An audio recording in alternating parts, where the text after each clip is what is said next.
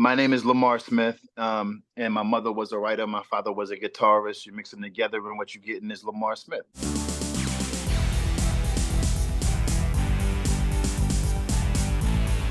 So welcome. I want to welcome everybody to episode 21 of The Study. This is the fifth installment of the Storytellers series that I've been wanting to get back to for a while. I got my man Lamar Rocca on the Zoom meeting right now. Yours truly, LR, recently released on October 27th, 2022, a 3-song EP titled The Blunt Trauma that we're going to talk about a little bit later. He's been writing, recording, putting out records as an independent hip-hop artist and rap musician for over 20 years now. And in addition to being a recording artist, Rocca is also a TV producer, video editor, and CEO of Inkwell Music Group, which we'll also get into later. He's also a featured artist on our old mixtape, Landed Agreed, Home of the Race, from back in 2007. Lamar Rocca, it's good to have you on The Study. Thank you for being here. Thank you, man. Where do you want to start? Because I sent you some ideas that I want to explore, because I've always found you to be a real interesting dude. Like as an artist, as a person, you've always been funny and direct and firm and like chill. So like you're very diverse. So where do you want to start with? Because I wanted to talk about the blunt trauma, but if there's anything you want to get into immediately, like I guess where this all started. We can start from where it all started. I guess I feel like a lot of the way I came up was not something that you really can put, I would say, in a box, which has always been like a tough thing for me. You know what I mean? Because my mother was a single parent, single Black mom, 3 kids. I'm the oldest of 3 kids. So 2 marriages that didn't, 2 unsuccessful marriages, and I had to kind of pick up the slack behind that. Being oldest, you kind of expected to do that. You know what I mean? And so it kind of took away from a little bit from my childhood. I had to step up to the plate. When you have a mother and it's one person, and she's trying to struggle to make ends meet, and she's trying to feed 3 children, and then on top of that herself. You know what I mean? Yeah. With one, it's a pretty tough thing. So I had to step up to the plate pretty early in the game. And in terms of location, it always confuses people in terms of like where I grew up. Technically, I'm a piece of everywhere in the United States, if you really want to break it down. And everywhere I go, no matter where I've lived and went to school, a lot of people they're like, "Yo, you were here, but I remember you when." Yeah, I hear that everywhere I go. you're a culturally fluent dude, man. Yeah, bro. It's sometimes it can be like, because I kind of want to have that story. Sometimes when I was younger, I wanted that story to be like, yo, I grew up here and my whole life. And when I was young, I used to get the ice cream man, and and unfortunately, I don't have that kind of story. So my mother, she moved quite a bit. So she's from North Carolina. Mm-hmm. My grandmother was from New York. My mother didn't know my grandmother well, she knew her, but my grandmother was very young when she had her and was in the mix with a lot of things in New York. So and my grandmother dropped off my mom to stay with her sister. You know what I mean? And so my mom was kind of raised by her grandmother. It's almost like, she didn't have the father, didn't have her mom. It was kind of like raised up by her grandmother. And then of course came us. And so the family thing to us was really me, my 2 sisters, and my mother for the most part. When So I you knew were you, raised in the feminine environment, like around a lot of women. yeah and no, depending on where we were at. Okay. You're talking to a dude from, I guess, from kindergarten to high school, to graduation of high school, completion of high school. I Because I was can tell probably you as a, oh, my bad to cut you off, but I just wanted to say, like, I know as a son, sons can be very protective of their moms, and as a brother, we can be very, so like you had all of for sure, the most loving people in your life were all women, and you've for always, sure. I mean, like I told you, you've always been like real firm. You've always been like a stand-up dude. Like, so I can imagine you had that protect you. Can I ask you real quick about a couple of things? Because I wanted to ask you Sure. about story and about your upbringing. Like you say, like that a lot of your childhood was revolving around responsibility around you and your sisters and things. Like when you were going through that, did you have a sense that you were taking on something that was bigger than what a kid is supposed to be taking on, or was that just normal for you? And like later on, you look back at it and it's like, well, that's not normally how kids live. Like, was that normal, or did you know you were doing something, extraordinary? At the time, it was a lot for me, to be honest with you. And I always You knew it and it was a wasn't lot. yeah, and it wasn't like my mother grabbed the wagon and put it on my back and was like, "All right, No, come on, no, pull no. it, son," you know. But it felt, but even though she didn't do that, just by by being the oldest, I always assumed That that too. that responsibility. So I kind of put that pressure more so on myself than she did, if that makes any Yeah. sense. Yes. So Yes. so yeah, Yeah. and then like I said, from kindergarten to completion of high school, I was in over 20 schools. Oh wow. Um, I think a lot of people don't know that. I used to live in California. I didn't know Um, that. yeah, I actually went to school in Long Beach, man. I actually went to school in Long Beach on the east side. Junior high school, actually, intermediate school, Jefferson intermediate school. So if anybody out there is from Jefferson, what up, what up? But Shout it out was short Jefferson. lived. It was short lived, like every other school. I went there, and then we left and we moved to Corona or Riverside, California area. And then I went to school in Arbondale. And then I left there and we went to school in Kansas City, Kansas, and then Kansas City, Missouri. And then, Wow. yeah, you know what I mean? And then all throughout Virginia. And then I graduated high school in North Carolina, actually. You know what I mean? So a lot of moving around.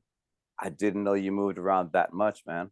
Yeah. Yeah. Man, because When you're young. when I met you on the East Coast. I met you in Yep. Virginia, and I was Yep. in. I was going to a high school that you had gone to before, like, but we didn't meet. You were no longer going there by the time I met, but I'd met you through a friend that I went to that Mm-hmm. school with, Mm-hmm. and right off the bat, and I want to go back real quick because you were talking about how you didn't know. I forgot exactly what you said. You were talking about your story, how like you wanted something to be your story. Like people, I don't know if you know this, but like people are really story driven. Like we see ourselves as the star of this show, the star of this movie, like the Truman Show, and our life makes more sense, and we have more peace of mind as people when our story makes sense to us. Like when we go through things that still confuse us to this day, like that's what kind of leads people to be unstable, is they don't know how they got to the point they were. Like their story doesn't make sense, and when people have a story that fulfills them, the story that at least makes sense to them, it gives us kind of peace of mind. So I can feel you on that, like wanting your story to be a certain way, because we all want to be the hero of our own story. And I think, isn't that kind of something what we do as artists? Like we use the art as an avatar to like do our Mm-hmm. superhero stuff, you know? Sure. You're Yeah. so on point when you say that. Yeah. So on point. It's entertainment for others, and for us it's therapy. I mean, depending on which artist you're talking to, obviously. You got, Yes. Yeah, so yeah, that's true. Yeah, but gotta throw that in. speaking of your art, man, the Blunt Trauma EP, man, the Blunt Trauma Mhm. EP. Like I've been really excited that you put out some new music, because I don't know when's the last time you put anything out. Like I haven't kept up in the My details God. with the work, but I know you put in work on the mixtapes in '07 and '08, and you've been recording since then. But like to see Of course. something fresh like what you put out in 2022 through 2023, it was really. And I gave you two reasons why I really enjoyed it. Number one, it's really, it really makes me happy as an artist to see people staying consistent with their art. Like, because it's very easy to get on board with something and then like, man, it's hard to stay consistent with it, and it just goes away and it just becomes a phase in your For life. sure. And then For sure. the second reason is, bro, because like hip hop is just, it's spread out so many different ways now. There's the trap, there's the thug, there's the drug music, there's the poetic music, there's the PC music. It's all over the place. And to Yeah. see what you brought to the table with those three songs, it's like, man, when an artist is in the pocket, it's truly a refreshing thing to see. So congratulations, first of all, on the EP. Thank you, man. It's Thank really you. hot. Like for Thank anybody you. who hasn't heard it yet, it's on Spotify, it's on YouTube. Search Yours Truly LR. The album LR. is called The Blunt Trauma EP. It's a three cut, like a business card for what this man can do. You got to check it out. Appreciate you, man. I But yeah, appreciate man, getting into the blunt trauma. What do you want to say about it? Like, why did you call it the blunt trauma? I like that title. there's a dark side of that and there's a light side of that. Okay, say It's what you almost will, like, bro. yeah, so the light side of that, it was to on surface level, it was Halloween, and I wanted to, Oh uh yeah, yeah. you know what I mean? It was a Halloween release, and I wanted to, you know, uh, kind of capture that essence of Halloween, and like I said, I've been working on film, and I wanted to, just to do something that had some type of Halloween type of theme to it, and I have some new skills that I kind of picked up along the way while doing film, and it was kind of like an exercise for those type of things. They kind of all merged together in that project. So That's good. That's really cool. Well, I guess yeah. I dig the title, and I'm still an active partaker in the herbals too. So like, like the weed heads just That like. That's the other side of it.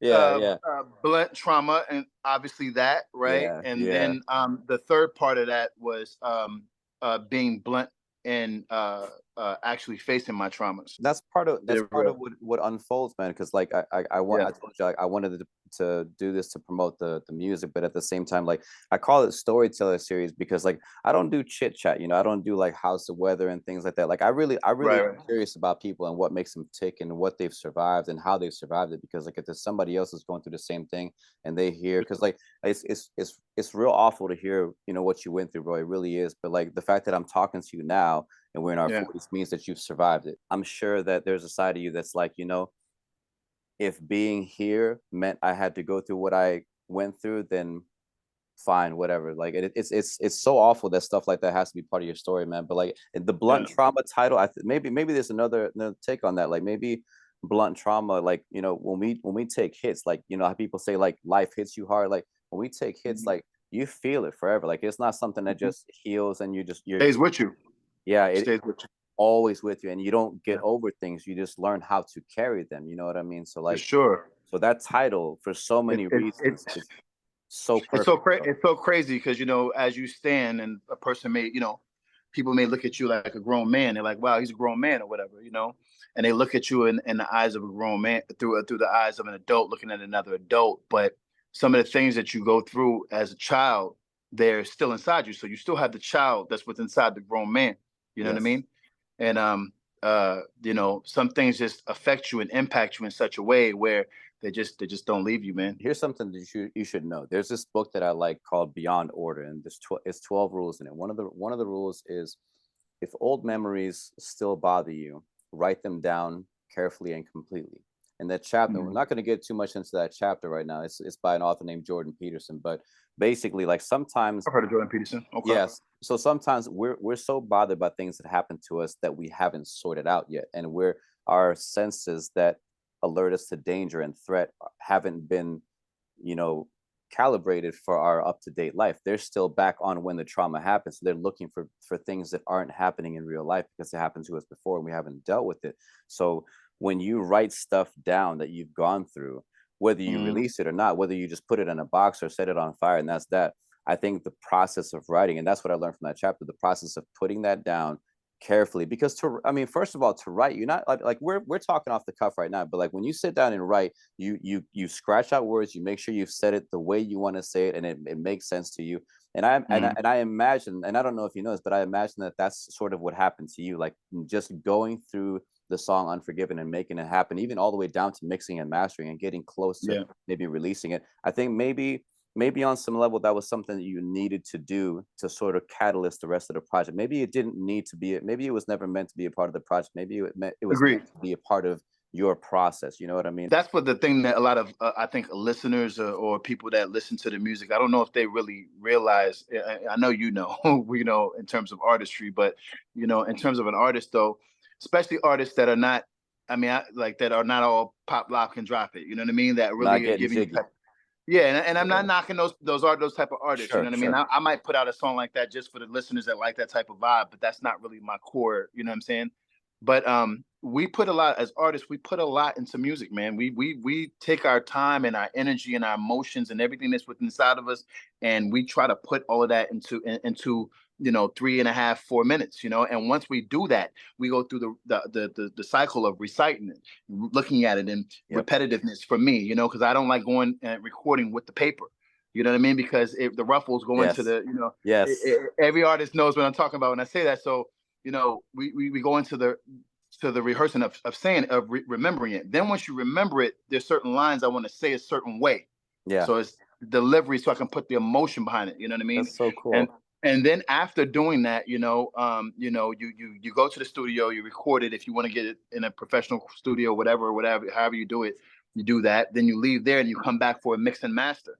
Then you're paying some bread for the mix and the master. Then once you get the mix and master, done, then you go and try. Now you're trying to get a video shoot. Then on top of that, you're going and trying to go into marketing and promotions, and Yep. it's so much. And then after all of that said and done, you're getting back what is it, 0.03 of a cent per stream. If that's if you're getting streams. That's if you're getting streams. Exactly. So obviously, that's if you're getting streamed. Very good Yeah, point. So obviously, we're doing this for another reason there because has to you be. can't.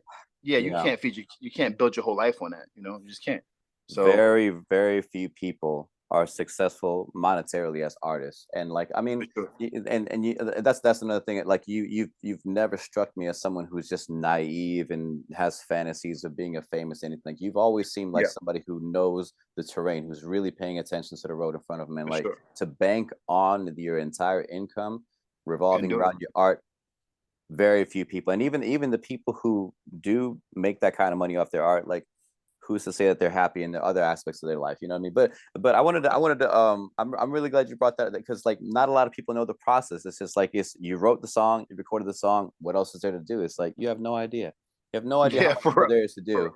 for real. But people, for the people who are listening, again, we appreciate you tuning in. But for the people watching the video interview, they're gonna be wondering about the lights, and you touched about it when we talked earlier about the red and Yeah. blue flashing lights. Talk a little Right. bit about what the red and blue flashing that's going on is represents. My grandmother was the one that was from New York, was a Black Panther, and she took, later on became a minister, a preacher, or whatever. But in her Black Panther days, she walked the streets of Harlem, shoulder to shoulder with the Malcolm X's and the Martin Luther Kings. You know what I mean? So, Wow. when I was in Fairfax, when I went to school with, Yeah. how we know each other, I noticed we learned a lot about slavery and learned a lot about all these different other things or whatever. But we didn't learn a lot about in terms of. I wanted to look at those. I looked at those history books, and I would look inside those history books. And I'm like, what about this has history of people that look like me? Mm. You know what I mean? And everything that I ever saw was like, George Washington, the forefathers, and da da da da, blah blah blah. But it never had, and like it seemed like my history started on the plantation. You know what I mean? So my grandmother would really push us learning other things, and other history of people that look like me, that have a lineage of greatness, that's done really really great things to contribute to civilization.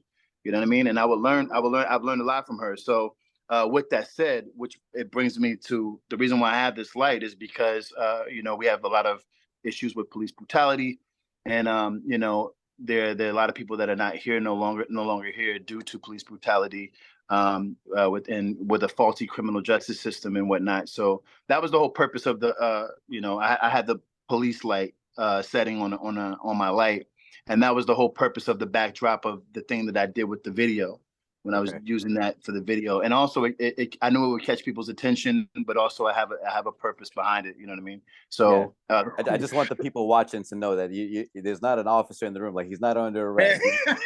I'm He's all not going right. to jail. He's I'm all not right. going to Yeah. Yeah. jail. But it is something that it's a complicated subject, and it's very touchy because it's very polarized, especially after 2016 with the Trump and Clinton election. Like things are very George heated, but Floyd. Yeah. exactly. So like Yeah. I don't know if you know this, but on the mixtape I put out back in 2016 called Back to School, one of the songs I did was called Blood, Badges, and Tears, because there was a lot to be said about the issues. Like on one side, it's like, no, like police are thin blue line, support all cops, and on the other side it's this is that, and there's somewhere there's got to be an in between, right? So For sure. like it can't be exactly all of this, and it can't be exactly all. Somewhere Mm, we have to have the people who are more centrist or willing to have the conversation. Like, look, this is what we're actually concerned about, and on mm. this side, like this is what we're actually trying to do, and like meet somewhere in the middle. So I did a Sure. song called Blood, Badges, and Tears from the perspective of someone who never made it home, right? And that song was Mm, it was mm. it was so hard. Like I'm gonna tell you real quick the process. Like I remember driving home. Concept ill Yeah, concept with already. with my wife in the passenger seat. I was driving home, dog, and I started bawling because like I'm in my head, I'm writing the words to a song where I die and don't make it home back to my kids. Like you know this as an artist. Like when you write, you For have to sure. not just write the words and make them make sense. You got to put yourself in that position. Like you have to have a certain amount of empathy, and that's where I think acting is Mhm. not just lying and not just faking emotion. Acting is like empathy. Like you have to be able to feel for a person who Mm. suffered a loss, and with So true. musicians and writers too. So I put myself in that story, and I wrote a song where like I have this encounter, and I don't know why, but I don't make it home. And it's not an anti-cop thing. It's not a pro-cop thing. It's just a story of somebody who didn't make it home that happens way too often. And I just needed people to forget supporting this side or being against this side. I wanted people to be somewhere in the middle because there are people that's not making it home, and that's what I wanted the point to be For like. sure. Let's focus on the people who have buried somebody today as a result of this, and what are we going to do about it? So this it's I'm So glad deep. I'm glad that somebody like you is able to have that conversation, because some people are afraid to even bring up things like that. You know. For sure. I mean, that's first off, I want to commend you on that. Thank you. That like that, yeah, that whole piece, how you weave that all together. That's really really ill the way you did that because and it's a problem in the country. Like now, do you know everybody that gets pulled over and they're black behind the wheel or a colored person of color behind the wheel or what they call POC, is it always they're innocent and they're just Of racially course. being profiled? No, of course it depends on the scenario, the situation. You know what I mean? Yeah. I just know that when you're growing up in a black household, you're gonna have that conversation with your mom. Every black person, all your viewers, and you probably have it in a brown house. I don't know. I just know in terms of me being a black man, a young black kid growing up, you're gonna have that in the United States. You're going to have that conversation. Hey, when the cop pull you over, keep your hands da da da da da. Still, don't go have no attitudes da da da da. You have those conversations very very very very young. So yeah, it's something that when you see a person on TV and they're you know pulled over and they're killed, you know what I mean, like literally killed on the spot, that you can't help but to look at that as your father, your brother, Yeah. your mother, you know what I mean. Yes. So Yes. yeah, And yeah, I got a lot of respect for service people and police officers and military people, because like a lot of people, like close friends and family, are doing the yeah. best they can in Hmm. those uniforms. But like when I hear things like, for example, I just remember on when they were questioning the officer. I don't remember the officer's name, and I'm not prepared for this part. But when they questioned the officer, his official statement was when he was being charged by this young black man that he thought he was a demon. And I'm like, first of all, no, like demons don't exist in real life. Like you can't justify shooting someone because you thought they were a demon. Like Right, that's a non-starter. Like he might have been a human bigger than you. I fear for my life right. because he looked like he could overpower me. Fine, but like he looked like a demon. Like you're literally and verbally demonizing, you know, this young man. That's Literally demonizing, right? exactly, Literally demonizing. Yeah. and that's too far. And then when I heard about Right, right. young Tamir Rice, um, Mhm. boy was 12 years old playing with a gun, and I had godsons that I had to reach out to and like look, like you said, having those conversations. It was really uncomfortable. I'm like, look, you guys got to understand. Like, I grew up in a time when we could have like little toy machine guns that made the sounds, and like cap guns that like made the sparks, but like this is a Mhm. different time, and y'all look the Mhm. way you look, and it's not right and it's not fair. But you got to know Yeah, these things, and I hated having those talks, man. But like you yeah. said, it's absolutely necessary. You know what's interesting about that, man, is like it's not even to the officers, whether they're military or law enforcement or whatever. Um, if it doesn't apply to you, then let it fly. But at the end of the day, it's not a individual thing. It's more of a systematic thing. If I'm a police officer and I'm in a badge, or I have a badge and I have a uniform, and you're the good officer that's over here, and I snap on this one dude and just I pull out and I shoot him, the system is going to protect me. The system is going to give me pay while I'm on leave. The system. So it's really a systematic problem, not really an individual problem. I don't believe that all police officers, I don't believe all of Sure, anything. I sure, don't believe all black people, blah blah blah blah. I don't believe that all white people, blah blah blah blah. I don't believe all of anything, because of there's course. always, you can't just take a paintbrush and just paint over, everything like that. And then that's coming from an artist, Yeah. yeah. So yeah, No, absolutely. I mean, every stereotype is funny, and every stereotype is rooted in truth.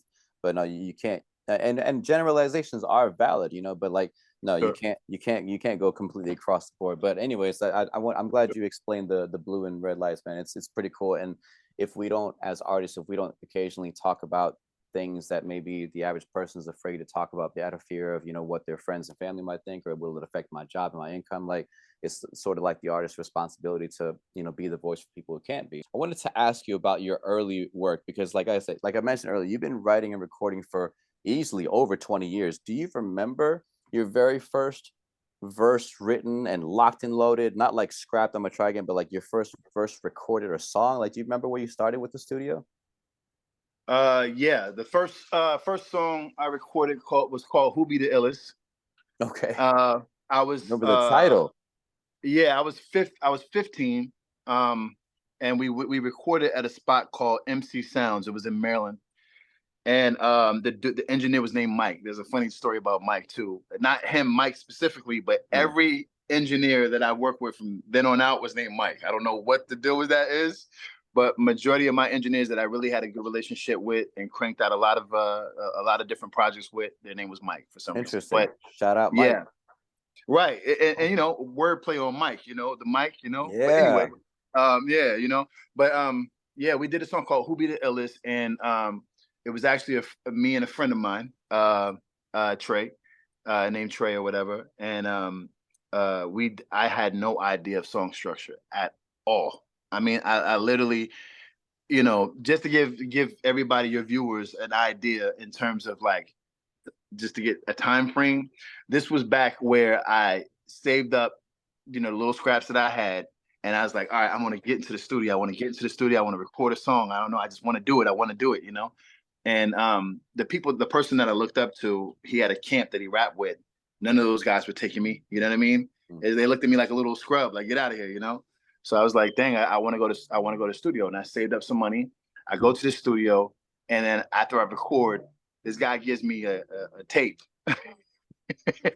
And then we put the tape. You got to explain to people what a tape is, because a lot of people might not know what you're talking. Like, just kidding, That's man. true. Yeah, we're That's true. dinosaurs. We're And dinosaurs. look, hey, the tape struggle is real. If you was an artist back in those days, you know, man. Yep. We record from the studio. He hit us off with the tape. We get in the car. He pops it into the tape player. And whenever the tape player would spit out, you be like, fuck, you got to take it out and then get the pencil or the pen and wind the whole thing up again, you know. Here's a very specific problem to artists who got their recordings on tape. One of the first things you had to do was go to the top of that tape and pop off that cap, so that when somebody put the tape in, they can't hit the record button and record. Hit the record button by accident. Yeah, you know what you're talking about. Because the play button is right next to the record button. People don't know this. Like, when you bring home a tape and you haven't popped off the cap that protects your tape, and you just recorded something in the studio and it's done, and you can't get that energy back, and you hit the play button, but like accidentally your finger hits the record, you cut out a piece of the song, and it's gone. And like, so the little things. The struggle, man. So struggle was real. Remember the name of that song? That's really cool, man. Yeah. I remember. I was a diehard, still am, honestly. So hats off to him. But I was a diehard Redman fan. Like, shout out Redman. Yeah, I know a lot of people are like, who the hell are you talking about? The one from How High? Look, I'm talking about before How High. One of his first big albums that impacted me was What, the album. Yes. So I'm giving away my age a little bit. That's all good, so, man. Yeah, but you know, I embrace growth. You know what I mean? So, but yeah, Redman inspired me, and you can tell a lot of the stuff that I wrote back then. Who Be the Illest was, it sounded Redmanish. It had you can tell. You know what I mean? That I was listening to Redman. You've always been good at adding a little bit of comedic element and punchline content into your bars. It's always been appreciated. And I remember listening to some of your old. You're welcome. I remember listening to some of your old cassette demos, and I'm like, that's a pretty good metaphor. And I remember learning a lot from you and Trey about how to add metaphors into the songs and not being so straightforward. Like, you got to take people places. Like, you got to talk to people about what's cool to them. Like, if they're into Batman, something like Batman. If they're into Star Trek, something like Captain Spock. Yeah, exactly. You know what I mean? Yeah. So hey, but look, we're gonna take a short pause, and for the viewers, I'm gonna play one of the songs from the album. I'm gonna play the audio from track 3, which is Holy Smoke, which is a banger, bro. So real quick, before we cut out to the break, I wanted to tell people, like, this is the song, bro. Like, I feel like I really got to congratulate you, because it's one of those songs that in 2 minutes 40 seconds, you don't waste a single bar or beat. Like, there's no wasted time in this song. And like, you go from the first verse to like starting like kind of slow and rhythmic and like getting people the vibe, and then like and then like hitting with that fast flow, and then you come into the hook and you bring in some like, there's a young lady, there's a female vocal, and then in the second verse you switch up the timing to the third, like 1 2 3 4 5 6 1 2 3 4 5 6, and so you're switching up your flow. I'm like, this man has flowed in one song in 2 verses. He's flowed like 4 different rappers. This is unbelievable. So anyway, so I'm gonna play this song for the people right quick. This is Holy Smoke from the Blunt Trauma EP. We'll be right back right after this song with more from Lamar Rocker.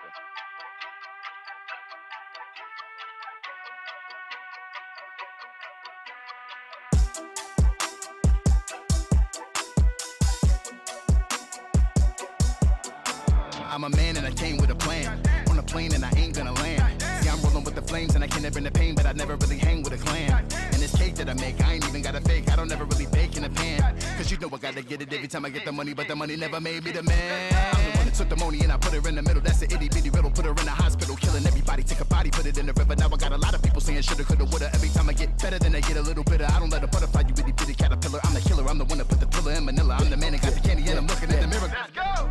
They never will admit it, but my name is set in stone. I'ma get it even if I have to get it on my own. If you think that I'ma let you try to knock me off my... It's getting maybe now we here, let's light the city on fire. It's getting maybe now we here, let's light the city on fire. Never gonna stress when I'm on my best. I'm blessed and I gotta get it off my chest. Chillin' looking fresh in the limelight, yes, but I came from the bottom and I had much less. Now I'm blessed and I got success. Been around the world, no private jet, and I really don't care who I impress. So I suggest you try your best. Man, they just wanted a piece of my paper. They try to be right and I'm like an eraser. I'm jacking your style and I'm making it greater, and then I'm just serving you like I'm a waiter. I hated my haters, I hated my neighbors. Just like the stock market, they turn into traders. I swim with the sharks and I've been with the gators. They say they your friend and they turn into haters. They only pretend when they need a favor. They loving it thin like a piece of a paper. I'm literally the Undertaker. I'm taking them under and then they be meeting they maker. I'm taking the onion and peeling the layer. My city corrupted, I'm running for mayor. I'm at it again and the Lord is my savior. I'm saying amen and I'm needing a prayer. Let's go. And they never will admit it, but my name is set in stone. I'ma get it even if I have to get it on my own. If you think that I'ma let you try to knock me off my... It's getting litty, now we here, let's light the city on fire.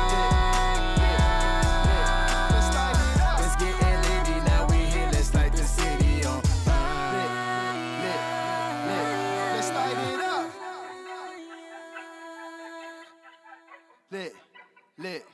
Lit. Let's light it up.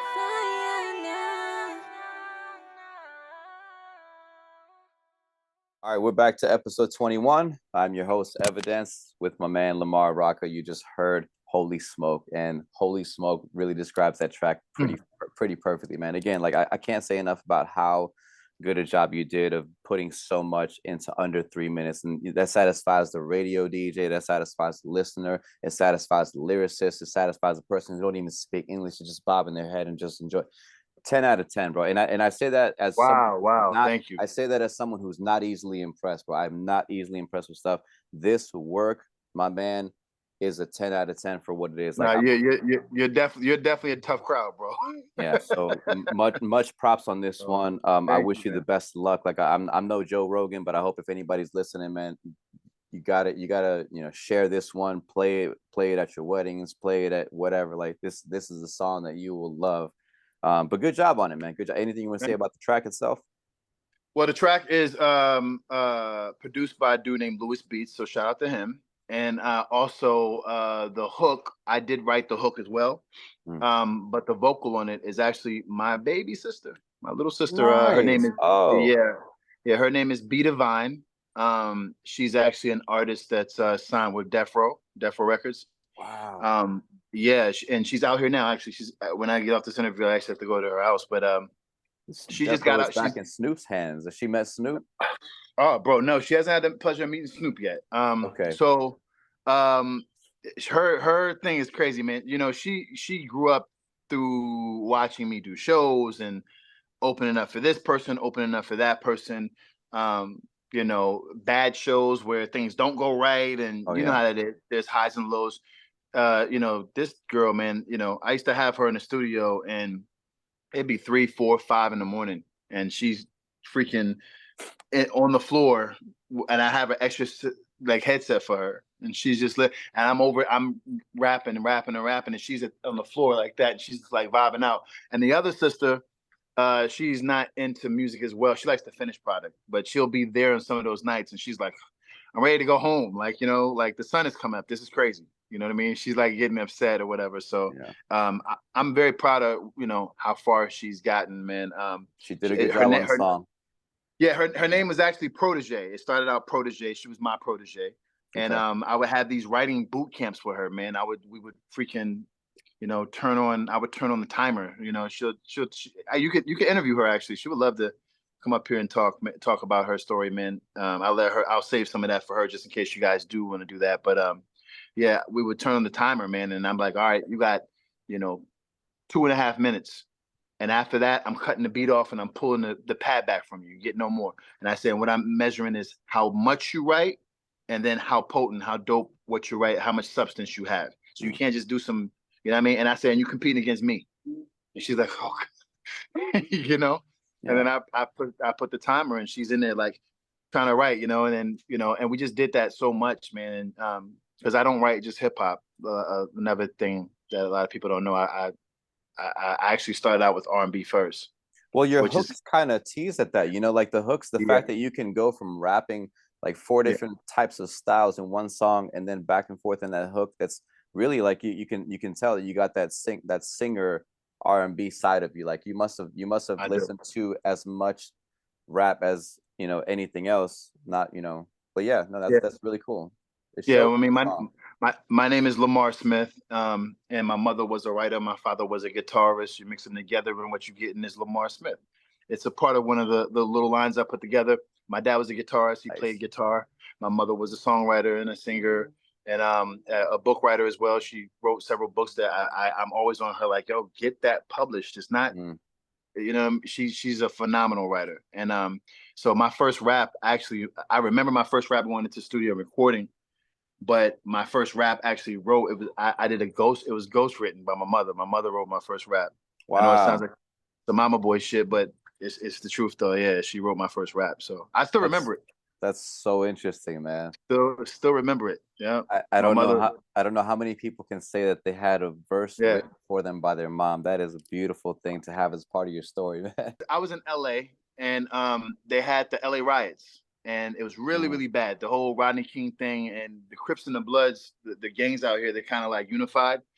And I was out here. I was in LA. I was in the thick of everything. I was literally out here, And yeah. there was a young girl named Latasha Hollins, black girl. She walked into a convenience store in LA, and she went and stole an orange juice. And instead of paying for that orange juice, she just continued to walk out the front door. And it was an Asian couple. It was a store that was ran by an Asian couple. The husband was like, get back here. You need to pay for that. And she was just like, I'm not paying for shit. She takes off the orange juice and she's drinking and walking out. And she jumps over the counter and he shoots her in the back of the head for the orange juice. And he was let go. He was let off. Like the case was thrown out. And What so her was name is what? do you know I'm sorry. what Go ahead. do you know what the justification was that the man used for shooting her? Did he say Um, reasonable threat or that she had a weapon or something?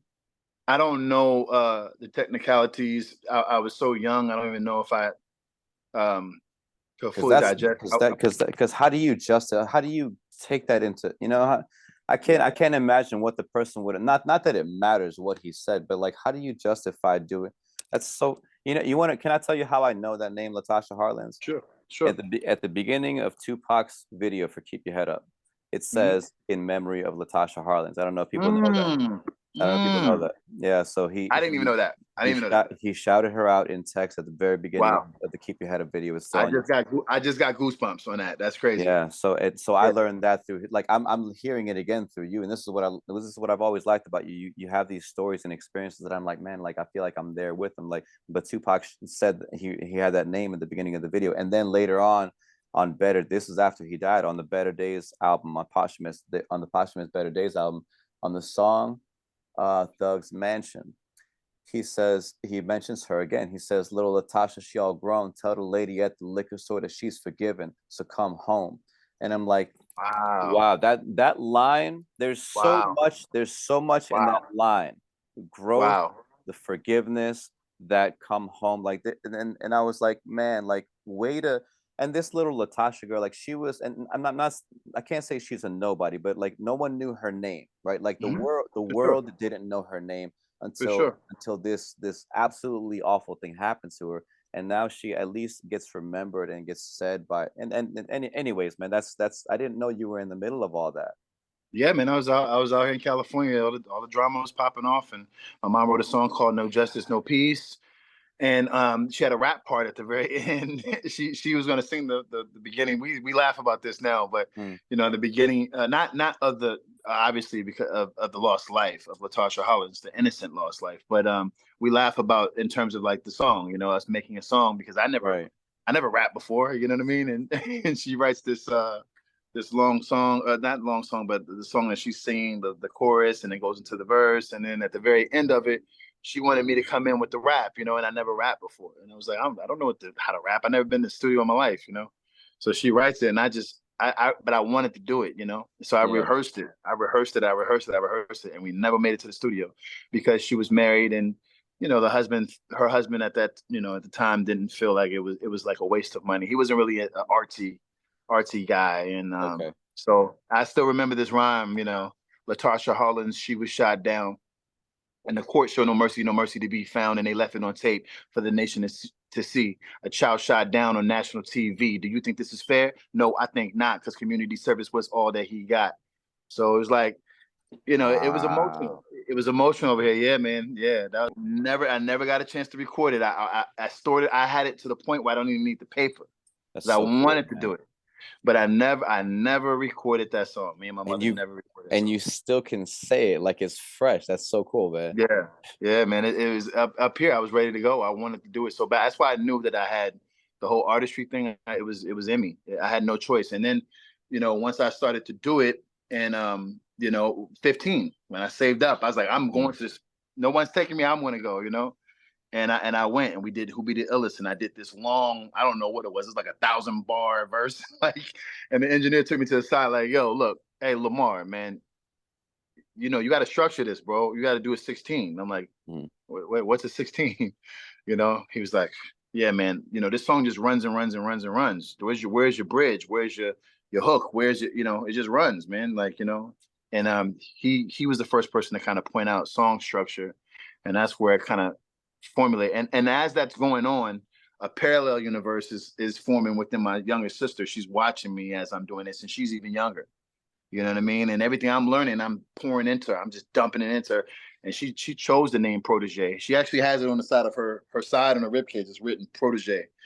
And so when she came out here, her music landed in I don't know if you know if you know who I'm talking about, but so there's Snoop. Snoop had Death Row, right? Well, not Snoop, but Dr. Dre. Dre was the main producer on Death Row. But the backbone behind that was a lady named Lydia Harris. I don't know if that rings a bell I to you. I don't know that name. Mm. Okay. And Michael Harris or Harry O. Okay. Um, and then of course Suge Knight. Everybody knows Suge Knight, right? So Lydia Harris was the wife to Michael Harris, or AKA Harry O. And they were starting. Harry O was locked. He was a drug lord. He like really really big in the drug business. Okay, back in the day, very very big.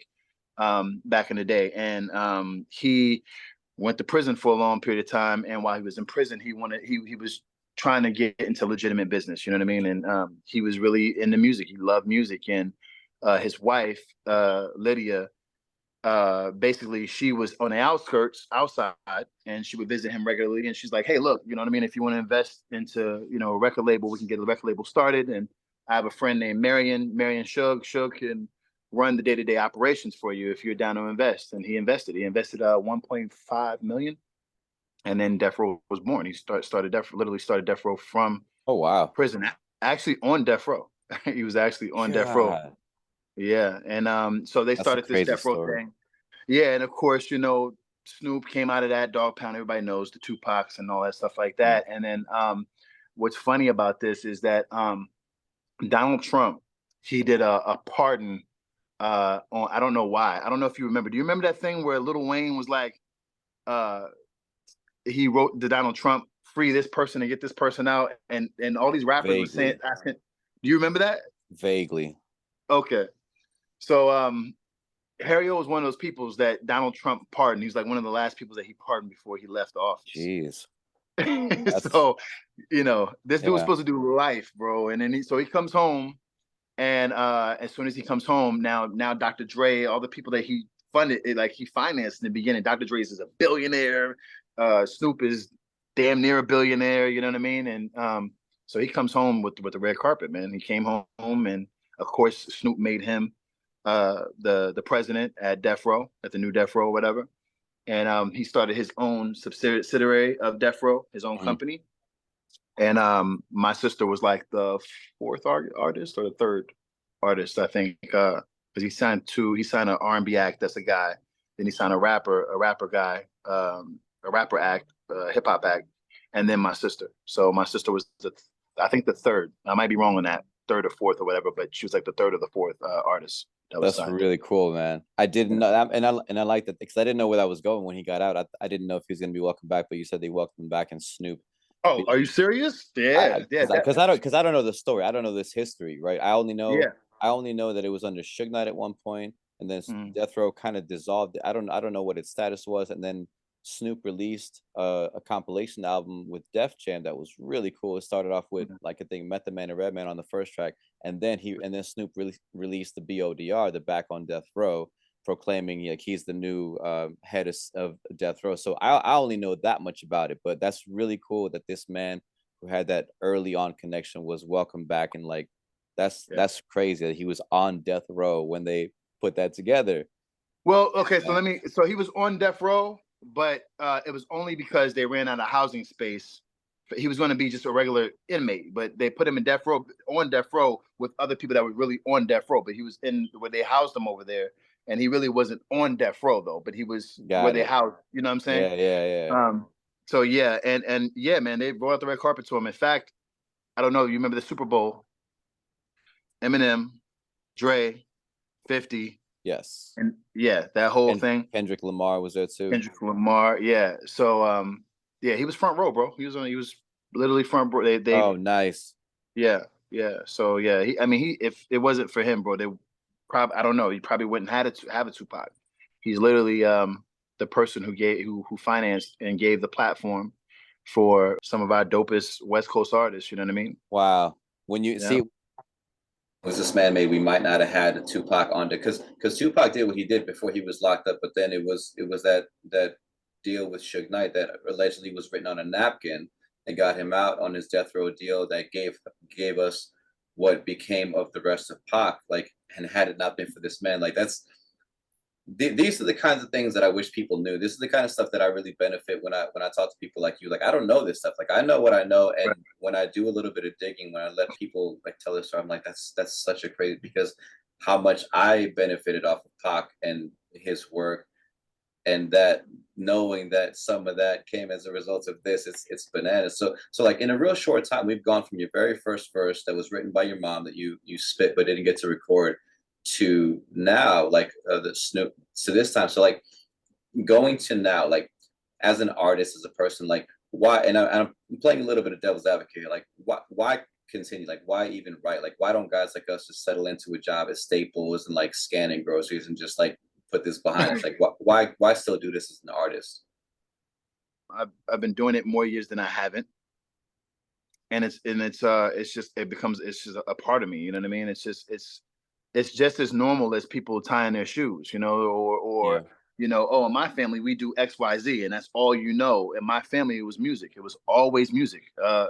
You know, like I said, my mother did music. She wrote. My father played the guitar. My sister, she's an artist. My uncle was an artist. He was a hip hop artist. He opened up for, you know, Biggie, Jay-Z, Little Kim, Foxy Brown, you know, and I was watching this, you know what I mean? So, and then I had this drive, bro, and, you know, I fell upon some hard times during trying to cultivate what I was doing, and I always wanted to do film. I always wanted to do a video, but back in those days, it wasn't like you just hold your camera phone and you shoot a video. You know what I'm saying? You had to have a huge, like a record deal of some sorts. You know what I mean? In order to do that. And so when the internet made a splash on the scene, and now you have all these capabilities where you can shoot videos with your phone and shoot movies with your phone. And I was like, this is it. I caught some of that, and I like right as soon as that came in, I said I'm gonna get me a camera, and I started out with a $300 camera. I had some really bad software that I couldn't afford to buy, so it was like it was some bootleg shit, bro. But you know what I'm saying? I made it work, and then Do what you gotta that do. yeah, that $300 camera eventually moved up, and like now I have all kinds of shit, bro. I have this is one of my shoulder rigs. Oh, It's the big boy, that has to you know. have a name. What do you guys call that? A shoulder rig. It's a No, shoulder rig. no, What do you say? it has to have a name. We got to call it thing something. We got to call it Uncle Phil or something like that. Oh, Betsy or something. I don't Yeah, know. that thing has to have a name. We can't call that the rig. We got to give that an official title. Yeah, That has that's my baby, man. That's that's my nice. baby. But this is Ooh, my favorite one though. This is more, I get a lot of attention with this one. This is more, it's a handheld rig. This is a G Master lens. All these things I kind of learned on the way, self-taught. Of course, the field monitor there, yeah. and I can get some really good quality here. And then you have multiple ways you can hold it. It's a stabilizer as well. So yeah, it started spiraling to other things, man. And then I got these lenses here. Never been to film school, by the way. It's just something I kind of picked up and just started learning how to edit. Uh, this lens here, this is one of those telescope lenses that it's really far distance. You know what I mean? They use a lot of these for like what is it for like sports or what have you. So yeah, so some of the videos I'm gonna be putting out this year, Yeah. I'm using some of this stuff. You know what I mean? To That put thing out. that's some Bruce Wayne shit right there. That's really Yeah, cool. bro. I I'm like not that. playing no games. You've come such a long way, and what you said is so true. Like production back in the day was so like production costs was so high. Like go into any studio, For unless sure. like I don't know how many people back in the day could pull off any like competitive type recording that you could be maybe played on the radio or like a local radio show. But recording studio costs was no joke, man. Were no joke. But Expensive. They're very it's cool to see you doing it to this day because like, and I asked that question, why still do this? Because I ask myself that all the time when I'm writing verses or when I'm writing podcasts. Why go through the trouble of this? Because I got a wife, I got the two kids, I got this place to support. Like, why continue to do this? And for me personally, it's like as an artist, it's like you said, like it's just something I've always done. It's just something that just comes out of me, like it or not. But also like, what other ways would this kind of stuff come out as if we didn't have these kind of outlets? You know what I mean? Because like, you hear about people who were kept off the streets by basketball or by hip hop or by their painting or by something like that. Like I think a lot of it as a young man was just like, man, the alternatives to doing art and doing hip hop were way worse for us, you know. You So, said it. I didn't say it. but it's cool. It's cool that So you're true still though. doing it, man. It's cool that you're still doing it to this day. And on this level, man, like I said, like these tracks, the first one is the Blunt Trauma. The second one is called Psycho. And we can talk about. Can we talk a little bit about Psycho? Sure. All right. So Psycho is this. It's a one hitter. So one verse. Right. Mm-hmm. It's like about a minute and a half long in total. So it's like it's a song and it's the interlude. It's kind of both. It's like so it's really cool. But like it's more that dark art, right? And I did a couple Mm-hmm. pieces where like the blood badges and tears is graphic because it's really tragic. But like I did a piece called Cast a Spell, where in the Mm-hmm. second part, and I gotta tell you this that I thought about you when I was writing the second verse. Like in the second verse of Cast a Wow. Spell, I am a like I'm writing it from the third person, right? So I'm writing as the critic talking about me. And I was thinking about your song Split Personality, where you take on different personalities. In 1 minute, you're the Yeah. MC, then you're you, and then you're the girl, and then you're you again, and then you're The the teacher and yeah, yeah. yeah, exactly. So like so you jumped around, you really took on these different personas, and you played them all so well. And I thought about that. I was like, I got to be somebody else for this one part. And I did this line. Like, I can't as the critic, like I can't believe he just said what he said. Cover your ears, kids were exiting left. I wonder what that tattoo says on his neck. It's just it was thank you. And it was I did that because that song was a little bit about how sometimes our art can seem real dark and real aggressive, but like it's nothing to be worried about compared to the actual violence and the actual problems that's going on, not just in the country and in the streets, but worldwide. So like getting back to Psycho, like where do you think people need to draw the line, or how can they better see the line between like the dark art, like the Eminems, the Alfred Hitchcocks, the Psychos and stuff like that, versus like, okay, hold on, this is actually like telling kids to do some shit that's dangerous and reckless? Like how do we walk that line as an artist?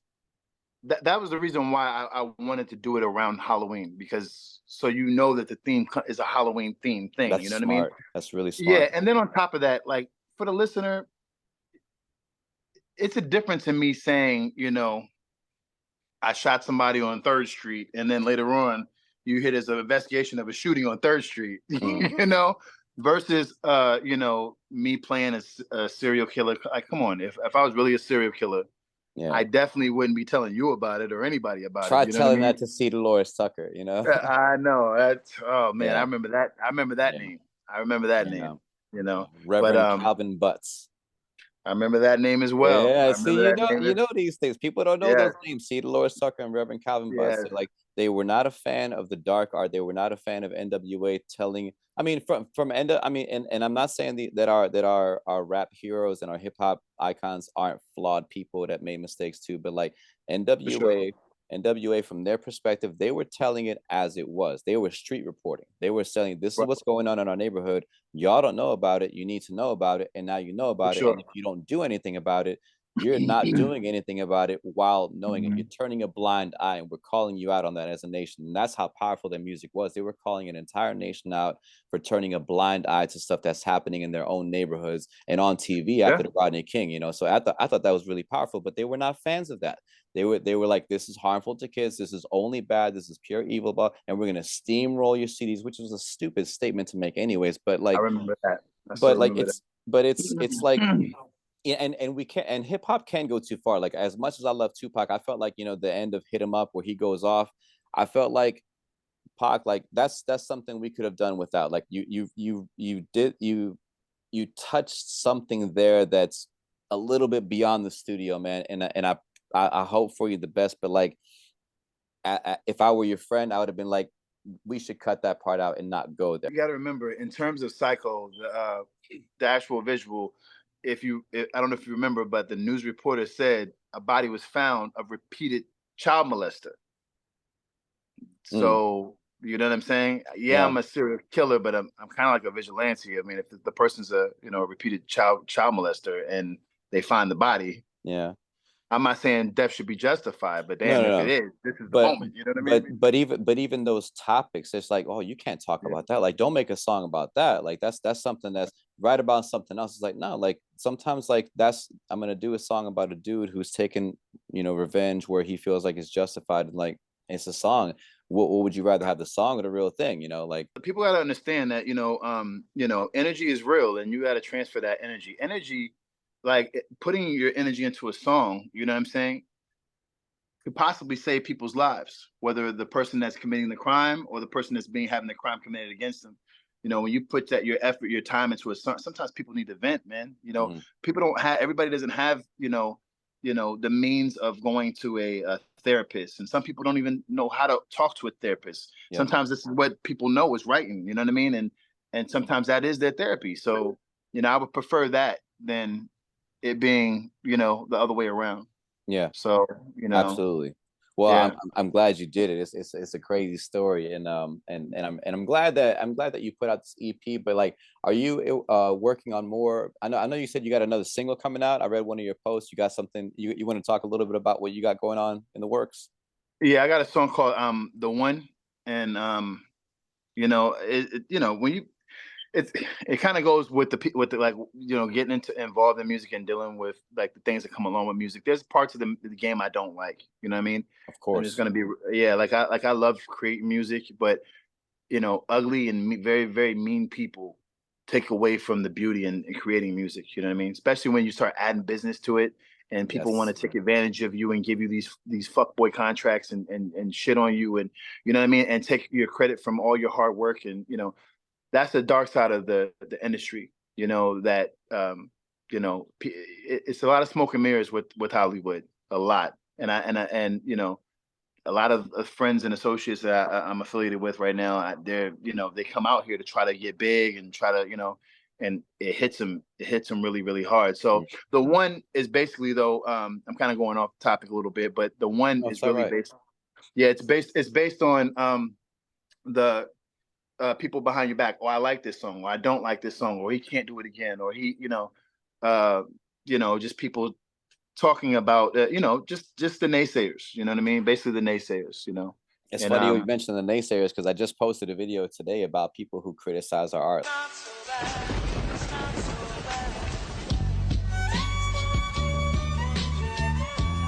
A lot of the people who criticize art are people who themselves aren't putting any out there. In other words, like maybe you don't have the skill, maybe you have your reasons, but maybe also you're also too afraid to put yourself out there and see and feel what it's like to be that guy with 0 views or 12 views, or like, like, and be a work in progress and be the fool who has to like grow. Like maybe you just don't have the guts to play the game, and you're using this as a coping mechanism, as a cop out for not trying, so that you can never have failed because you didn't try, but except then you're failing all the time because you're not trying.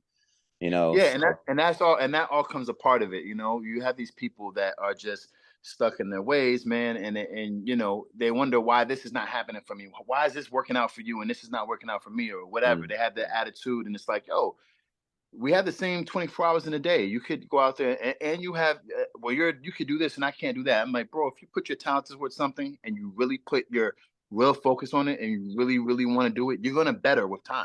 It's just what it is. It's just what it is. You're not going to get worse. You're going to get better with what you do. So that is something that people could do. That's something that people would do well to tell everybody. Tell your kids, whatever you do, whatever your habits are, you'll get good at them. You get good at skipping and taking shortcuts and cutting corners, you get good at that. You get used to lying, you lie a lot, you get good at that. Sure.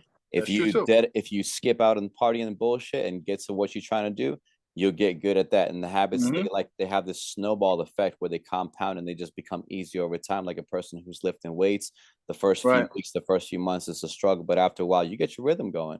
But it's I mean,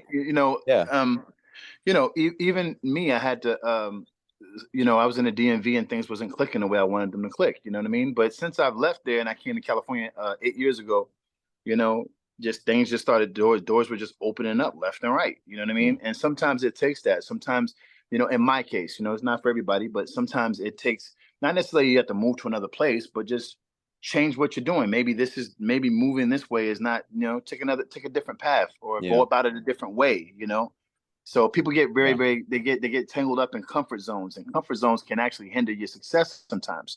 Yeah. Comfort is a scary thing. You want to run away from comfort. Yeah. You get too comfortable, like comfort doesn't really produce, greatness. Well, what happens to animals in the wild? They get comfortable. What's right behind? What happens to animals in the wild? Like they get killed. A gazelle. Exactly. A gazelle that gets too comfortable, like eating grass. Like, this is a lovely day. Right in your neck. You know what I mean? Like, you got too and that's true. And people think that success and progress is like this, right? Exactly. It's more like this. Like, you take a hit and you come back, and then you take another hit and you go up, and you got these increments, and it's a bumpy ride, man. But it's so good to see you doing this after so many years. I want to get to another thing real quick before I play another song of yours. Okay. Before I play the intro song, which you have a video for, called "The Blunt Trauma." One of the lines that you said on Holy Smoke is, "The one that be yapping and running his mouth all the time is the one that be doing the least." Right. And my apologies if I don't have that line exactly correct, but you know it. This is so true, honestly. Like, and I was just talking about how people criticize artists and aren't putting stuff out themselves. Like, how can we go from people who get too comfortable on a couch watching Netflix and watching the world go by, and move towards being people that are doers? Like, you know what? Like, I'm not feeling how hip hop is, so I'm going to put out an album. Or I'm not feeling how movies are going, so I'm going to put out a movie, or I'm going to like, how can we move towards being more doers as people? I wish I could answer that, because it's kind of hard for me to answer that, because I don't come from a place of not having that drive. And, a lot of my drive came from just being in conditions where, I have limited resources, struggling, you know what I'm saying? That's what drove me. Like, that was the drive. I was tired of, like, not having. I was tired of asking. I know everybody says that, oh, I grew up poor and I did, I know everybody says that story, but I was homeless for years. A lot of people don't know that, and I hid that, and I got a job. I got a job at the hotel at the Holiday Inn Express of Fairfax. It was my first first hotel job, and then from there, I ended up working until I became a manager at the Comfort Inn Landmark in Alexandria. You know what I mean? I got the job at the hotel because I was literally sleeping in my car. And I knew at the hotel I can get the passes and get a shower and all those things, all those benefits that come along. I had, man, listen, Jeez. I had everything, bro. I had blankets, pillowcases, towels, like the whole nine. So yeah, like for me, being in a state where I'm scraping and scrapping for every dollar or every penny or whatever, that was my drive for me. So for people that don't have the motivation to get off that couch or whatever, I don't know. All I do is ask those people, though, if you're not going to do it, don't hold judgment for the ones that you don't know people's story, and it's really easy to throw darts at somebody who's on a stage while you're in the audience. Yeah. Try getting your ass on the stage though, and see how it feels when somebody throws darts at you. And yeah, exactly. And maybe they need to hear themselves saying these regrettable things, because I know myself. I know I've said a lot of things that I'm like, you know what, like I don't think like that anymore. That was a stupid thing to say, and like I can't believe I said that, and whatever. And like fortunately, you and I grew up in that time where like we could do things offline and not everything was on social media. But everything on social media. Yeah, I can totally relate to that aspect of just growing and updating yourself. But anyways, man, like but to piggyback off of what you were just saying, though, just let me give an idea what I mean by drive. I don't know how it is not to have it. I am literally a freight train in terms of drive, right?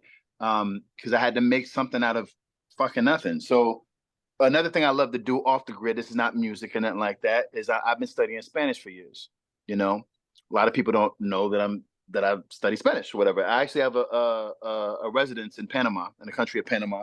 Nice. And just to show you drive, just to show people what I mean by drive, and hopefully this inspires, right? So I have these cards right here. These are flashcards, right? And I'm trying to learn Spanish. So these flashcards is 200 flashcards. And at the top, you see right there, it says literally 200 verbs, right? Now, if you go in here and I just pull one of these flashcards, you'll see that I wrote one of the first words or whatever, right? Or what to register, right? And these are all verbs. There's 200. I hand wrote 200 of them in one day. So that's what I mean by drive. You know what I mean? I literally did this yesterday. So yeah, if you want to learn something or you want to go about doing something, you'll go out your way to do it. And I've always had that mentality. When I want to do something, I'm going to go out my way to do it. I think that's a really good way of putting it. And maybe necessity is part of maybe being painted into a corner where you have no way out but to get yourself out, because nobody's going to do it for you, whether it means like doing your own video or whatever. Maybe necessity. So that's beautiful. Anyways, so I'm going to go ahead and cut to this video. We're going to play the Blunt Trauma, the first song from the 3-song EP, and we'll be right back with more.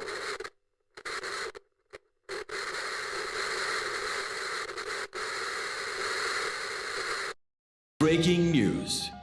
The body of reputed child molester Jonathan Alexander was found dead near College Park Monday morning.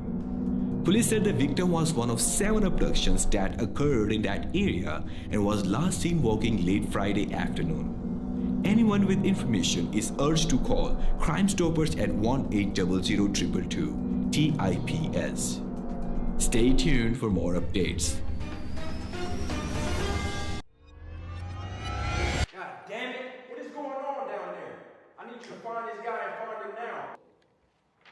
No, thank you, Lieutenant. You've done enough.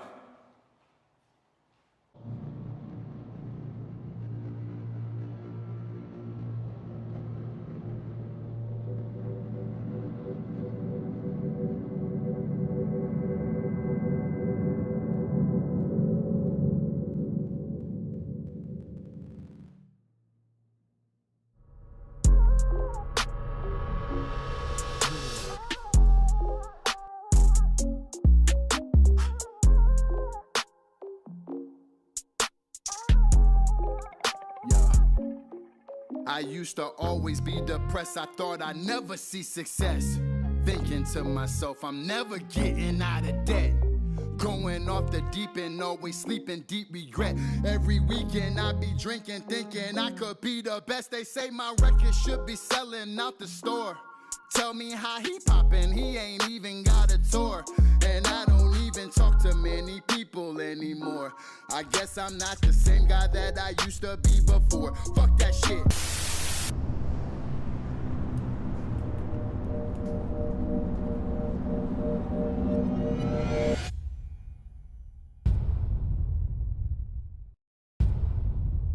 Falling asleep without nothing to eat, and I really be feeling like Little Bo Peep. And that's all it took, got you shook, because this how it look with a wolf when he look at the sheep. And I'm understanding, I'm knowing that I'm not the man that your parents was trying to meet. I am a serial killer with music, I even got bodies I threw in the creek. Bitch, I'm getting tired. I quit and then retired. Better than getting fired, and seldom then I get inspired. I'm just chilling with my tribe, singing bitch don't kill my vibe. And blah, blah, blah, blah, blah, blah. I don't know the rest, but you get the point. Man, the room is steady spinning and I'm fitting to hit the floor. Man, the liquor steady hitting like it never did before. On that note, I think I need to go and hit the liquor store. Yeah, I know I got a bottle, but I gotta get some more. Rocker.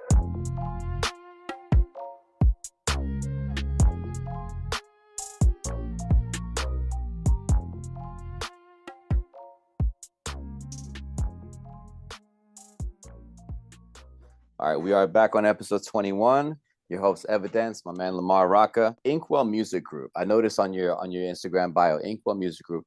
What is Inkwell Music Group? What do you guys do? Who do you guys help? And how can people reach out to you? We're kind of like a new company. We're a small company based here, obviously in Los Angeles, California.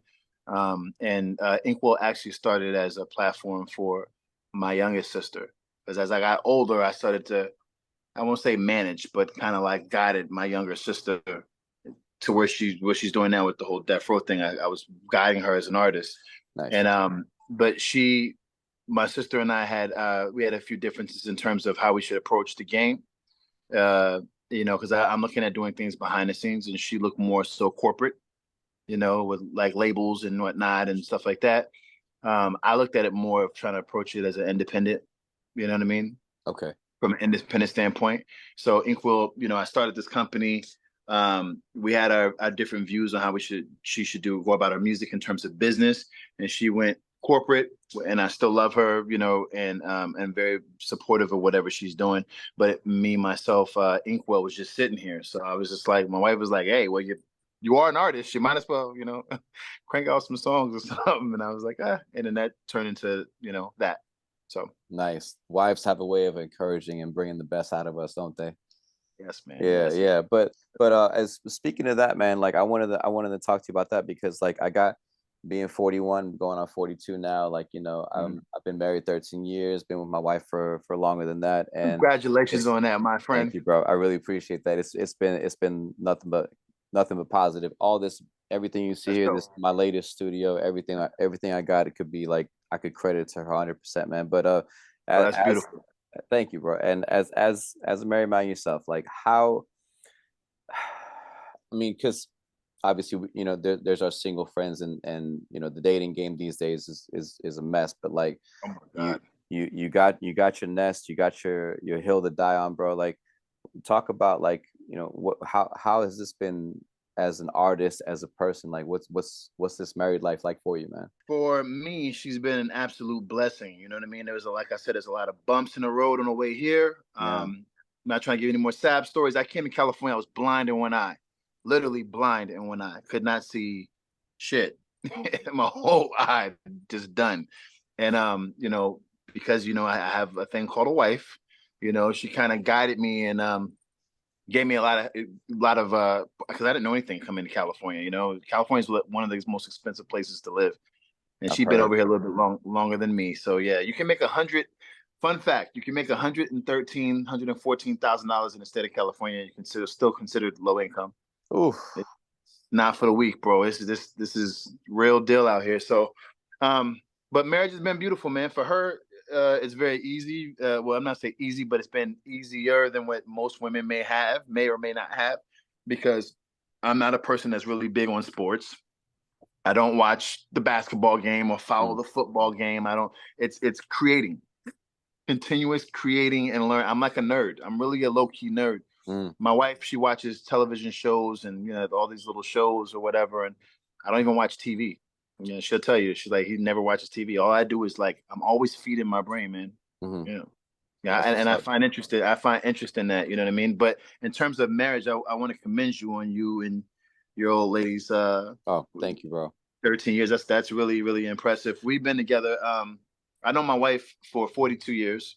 Whoo. Um, from birth, her mother was really really good friends with my grandmother. So and Okay. they were like really, really close. So I've known her for 42 years. So I went through her going through Wow. the dating. Yeah, yeah, man. I went through the whole dating scene with her, dating different guys. And then sometimes me and her together. And then because she lived in New Jersey, New York area. And, I was all over the place. So, and then she dealt with me and my dating. So, and we ended up getting married almost 8 years ago, but we've been together almost 8 or 9 years. That's So really yeah, cool, man. Congratulations, man. I'm real happy for you. thank That's you, cool. man. That's really Thank you, cool. man. I know. Like it's a strange metaphor, being blind in one eye, right? Like you were literally Yeah, blind in one eye, but like I th literally. I Yeah. think I think, and maybe you'll be able to relate to this. Like in marriage, you cover each other's blind spots, right? Because no matter how much you know about what you got blind spots. So like I know a little bit of the darker side, like watch out for this, watch out for that. People can be predatory. Like don't trust people, don't be naive.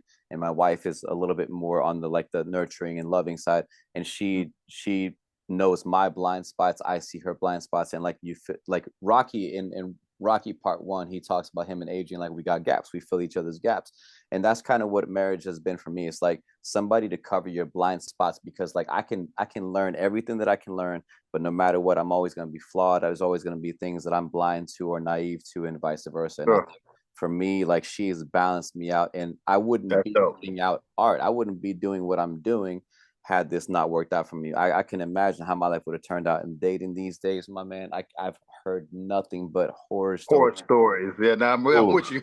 So I'm real I'm with happy for you that you got that. And let me ask you something. I'm sure your wife knows this, right? Like y'all just it'd be quiet in the middle of the night, like you're asleep, and then all of a sudden you go and you reach for a pen, and like you wake her up, and like how many times has she gone through that where like it just goes from dead quiet to like shit, I gotta write this out before I forget, or I gotta do something, right? Absolutely. Oh man. I roll over and I grab my phone and hit the record button Yes. and get a pattern or something like that down. Yes. So yeah, I mean, Ooh. the cool thing, the beautiful thing about marriage, because there's a lot of you got to watch who's behind the strings, the puppeteer. And I tell this to my sister all the time. There's some people that are kind of pulling the strings on what you believe, your opinions, Mm. and you feel like they're your own opinions. I'm not saying you per se. I'm speaking to your audience. Sure, You sure. you can tend to they feel like they're your own, original thought, and a lot of it's influenced from that too, that television. Mm-hmm. So you hear a lot of bad, things about marriage. Marriage is a beautiful thing with the right person. You find a good companionship with that person. Marriage can be a very very beautiful thing. My wife is my friend. She's my business partner. No, I'm not saying this because it's politically correct to Mm-hmm. anybody that's listening.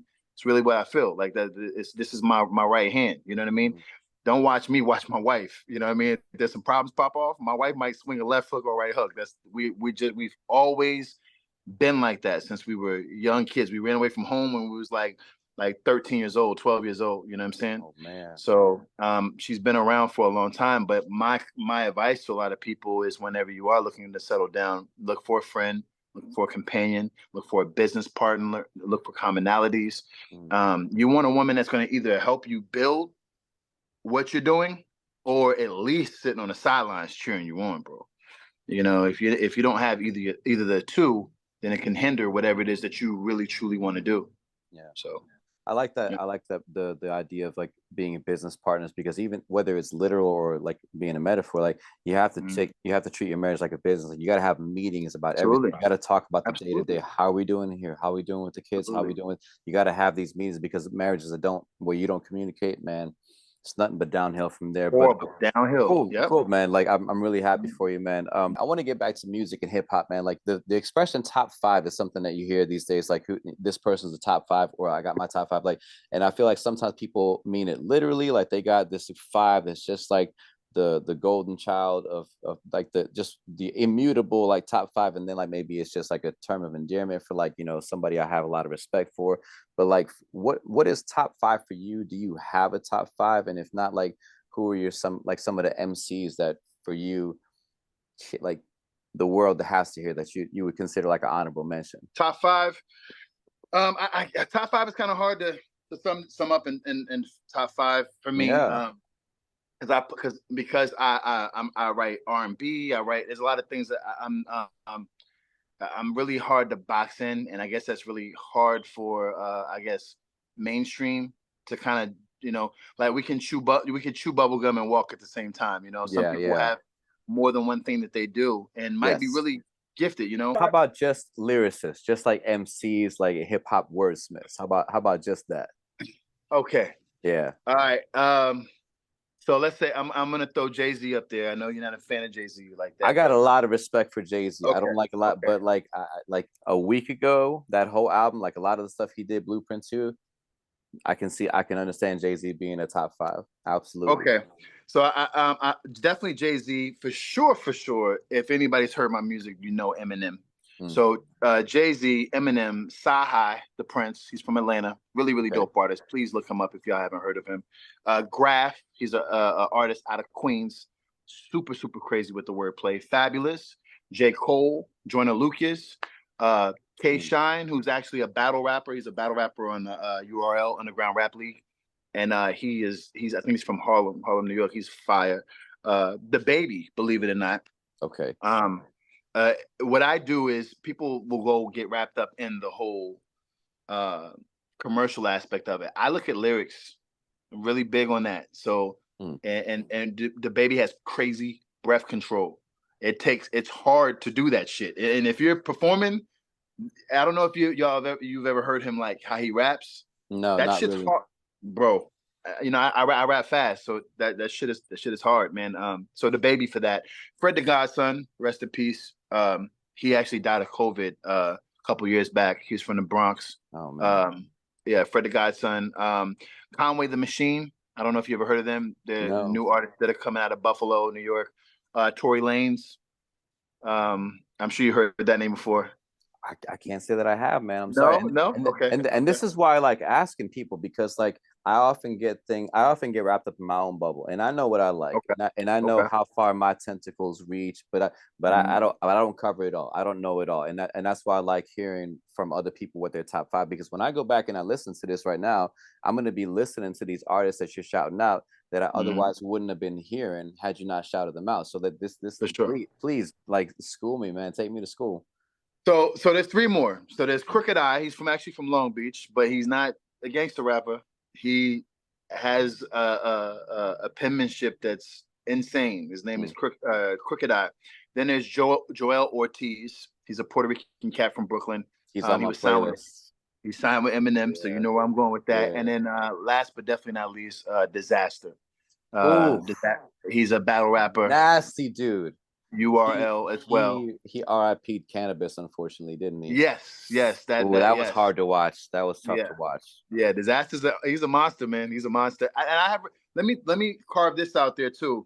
I have a huge amount of respect for people that know what their lane is. You see what I'm saying? Battle rapping is not my lane. Like I don't know why people come to me like, yo, let's spit bars. I'm gonna battle you. I'm like, bro, that's not my thing. You know what I mean? Like that's not, you know, and people that battle rap, I have a huge amount of respect for them because that's a whole nother lane. There are many different divisions of like hip hop. Hip hop is expanded. The battle rapper might not be a songwriter. A songwriter might not be a battle rapper. Then sometimes you might have a hybrid that might be a battle rapper and a songwriter, but it's very rare. You know, Eminem was a battle rapper, but he's also a songwriter.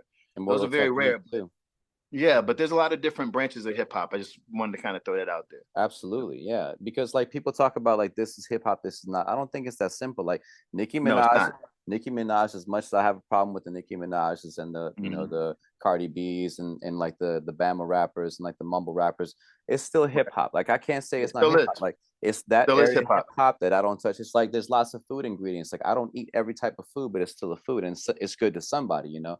So Absolutely. I appreciate you saying that, man, because a lot of people are just get caught up in like this is the good hip hop, this is not, like this is that era, Bad hip hop. and we need to go back to that time because this time it's like no, there's a lot of good old and young rappers today that still That put are dope. every day putting out new Absolutely. things, and I think it's such a crime to their efforts to just be caught up in, well, the good days are over, like because that's so, it's so shallow. I gotta also say, Busta Rhymes. I'm sorry, I gotta throw that. Oh no, that's fine, man. He's Yeah, he's yeah, absolutely one of those yeah, like top 5 level MCs, and yeah. it's really cool. I like that you didn't say a whole lot of mainstream names, and not that I was No, expecting that, I but like didn't.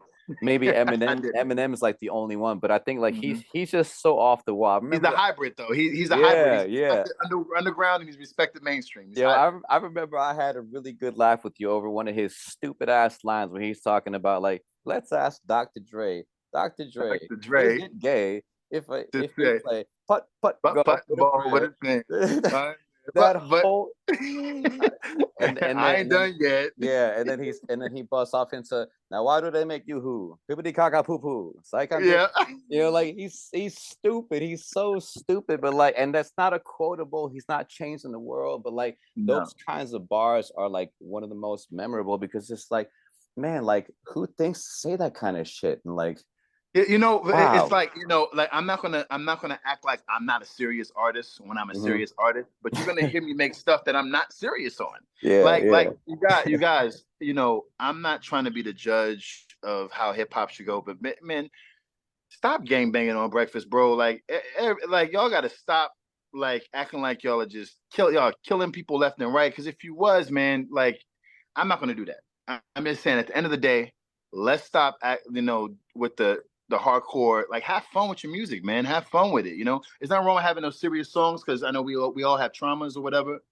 But yo, like like Wayne, like Little Wayne said, I just like what he said. He said no ceilings. Don't put yourself in a box. Explore your talent. Try writing different Mhm. styles. Try to write in the different beats. Do you know what I mean? Don't be that comfortable thing and it might not work for everybody, but I'm just saying, it's okay to smile sometimes, man. Like Yeah. it's hip hop, it's not that serious. You know what I Yeah, mean? yeah. I Yeah. mean, it's like that work-life balance. You can't have all work, you can't have all play. But I think with We go. There we go. with being a serious artist, man, I think if you can't work some fun into it, like you're gonna get bored of your own shit. But yeah, Yeah. man, that's cool. I like that top 5-ish list Yeah, that you that's gave why me, you man. say I'm get definitely gonna bored with be, your own shit. yeah. That's so. I'm gonna be looking into those artists, man. I'm gonna play this Yeah. back. I'm gonna, add some stuff to my playlist in 2023 from this interview. Please do, Sure. bro. Please, Yeah.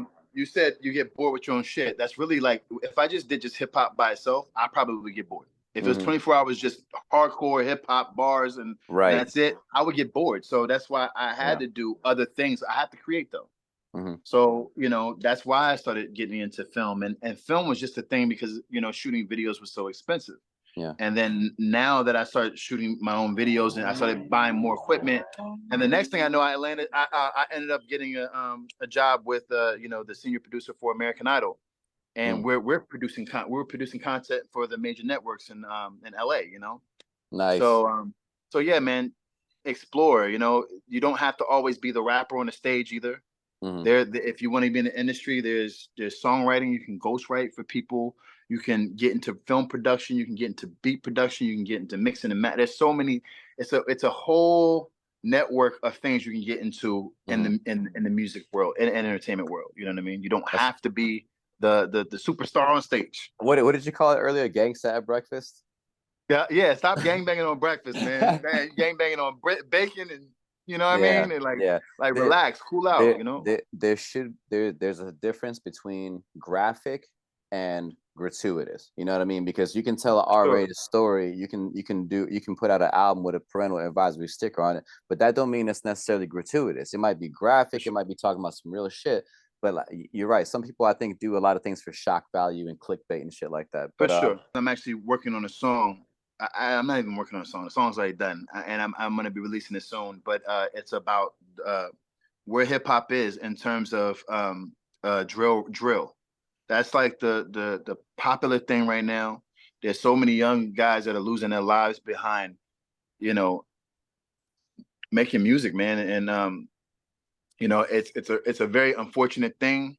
And you know, that this is a part of the game for me that's whack. You know what I mean? I'm not cool with that. Like, you know, you have just a word of the wise to the young artist out there that's trying to come up. You literally, there's a reason why they say, "Oh, you're too old to rap." Let's talk about that. Let's drop a jewel on. I'm gonna drop a gem on this. There's a reason why they say you're too old to rap. They have all the younger rap artists just saying you're too old to rap, right? And I'm like, bro, I feel like I can hang with the best of them. What you mean I'm too old to rap? You know what I mean? Well, yeah, it's, you know, in hip hop you can't. No, listen. The only reason that they're doing that and they're making that popular because they know that older people, older artists, more polished artists that are given some type of contract or paperwork, you're gonna have to come correct. Because more than likely we're gonna check you if something in here is that's not supposed to be here. A younger artist it's easier to manipulate a younger artist because they don't know as much. So what they did is they made it popular to say, oh, if you're too old, you're this age, you're too old to rap. When really it's just because it works out better for their agenda. If you notice, most of the music industry, if you guys go online, Google this. Go look at. I'm not gonna name. No, I'm not gonna do that. I'm not gonna name any labels, but go and Google who are the top people on these labels. A lot of these people are old, like people that you probably would look at them and wouldn't even think that they even listen to hip hop, but they do business. Dig this. You know where I'm going. They know how to sell the product. They do no. They do contract. They do business with poor kids from the projects, the inner city. They do business with these young 15, 16, 17-year-olds that don't know shit about a contract. You see what I'm saying? Then on top of that, these artists that are signing, in a lot of cases, they're getting insurance on them. So while they're over there saying, oh, F the other side, fuck the east side, fuck the east side, and this person saying, yeah, well, fuck the west side, fuck the west side. If there's any bloodshed, first off, even the back and forth alone is generating spins. Yeah. And somebody's getting paid off of those spins. Somebody's getting paid off of that. That back and forth, they get big really fast. Bad publicity is good publicity for somebody. You see what I'm saying? And ultimately, someone loses their life. And when they lose their life, whoever had any type of insurance on the artist, which is very common, they profit on that end as well. So any artist out there, LA, DC, wherever I may be, you run into me and you tell me that I'm too old to rap.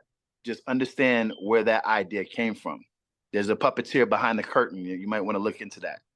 If the Rolling Stones and all these other, you know, rock bands can tour and do music forever and ever, why can't we have that in hip hop? And still selling out shows, still selling out tours, selling out. Exactly. Yeah. And still dope. And still dope. I like that music too. You know. I think it's such a stupid metric to say to any type of writer. You know, I think it happens a lot with rap in general, but like there's a lot of, and I don't want to get into the topic of toxic masculinity, but there's a lot of that type, for lack of better words, in hip hop, where like we put these bullshit barriers, like, well, if you don't make it when you're young, man, you're just another old rapper. It's like, maybe, okay, fair enough, right? I could, if I didn't make it young, then I didn't do what these others did.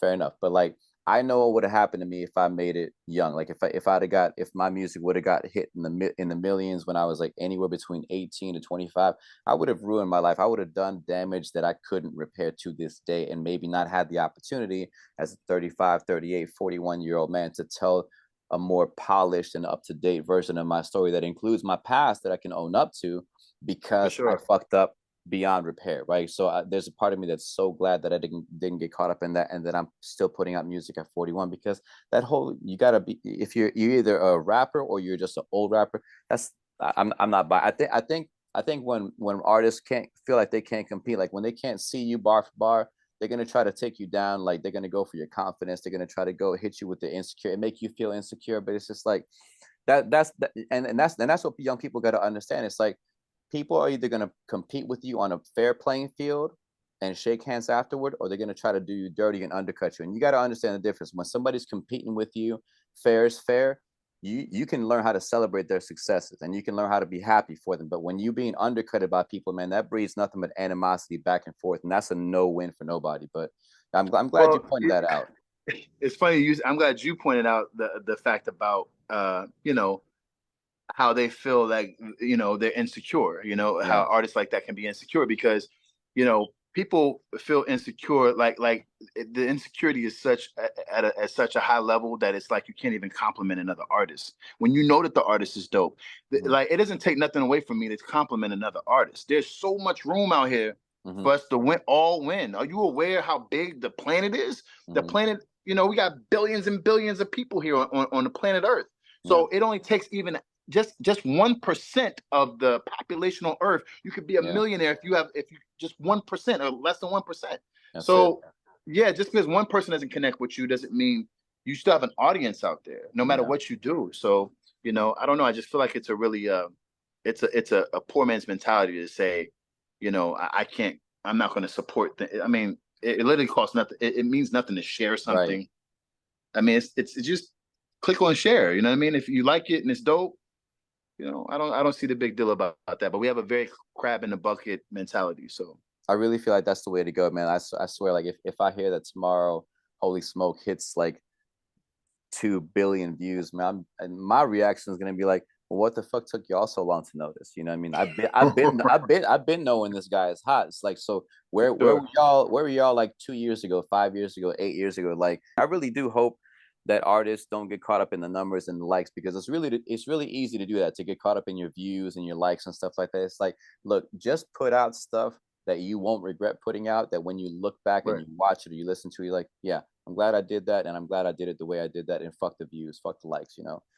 Yeah, Um, that's why I have a line. I said, rapping is not just a phase. Just all of my listeners catching on late because I was straight killing them back in the days. I was better than a lot of the rappers you praise, and that would bring me currently to today. It runs deep in my veins. It don't matter my age. Got a flow, even though I went so MIA. I had so many haters that stood in my way.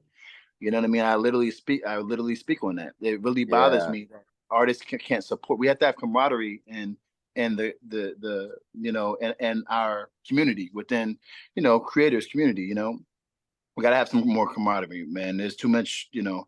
Like, and then when you see how many artists that lose their lives, I mean, think about that. You have people that lose their lives for writing a damn song, bro. Like, come, what are we doing? What?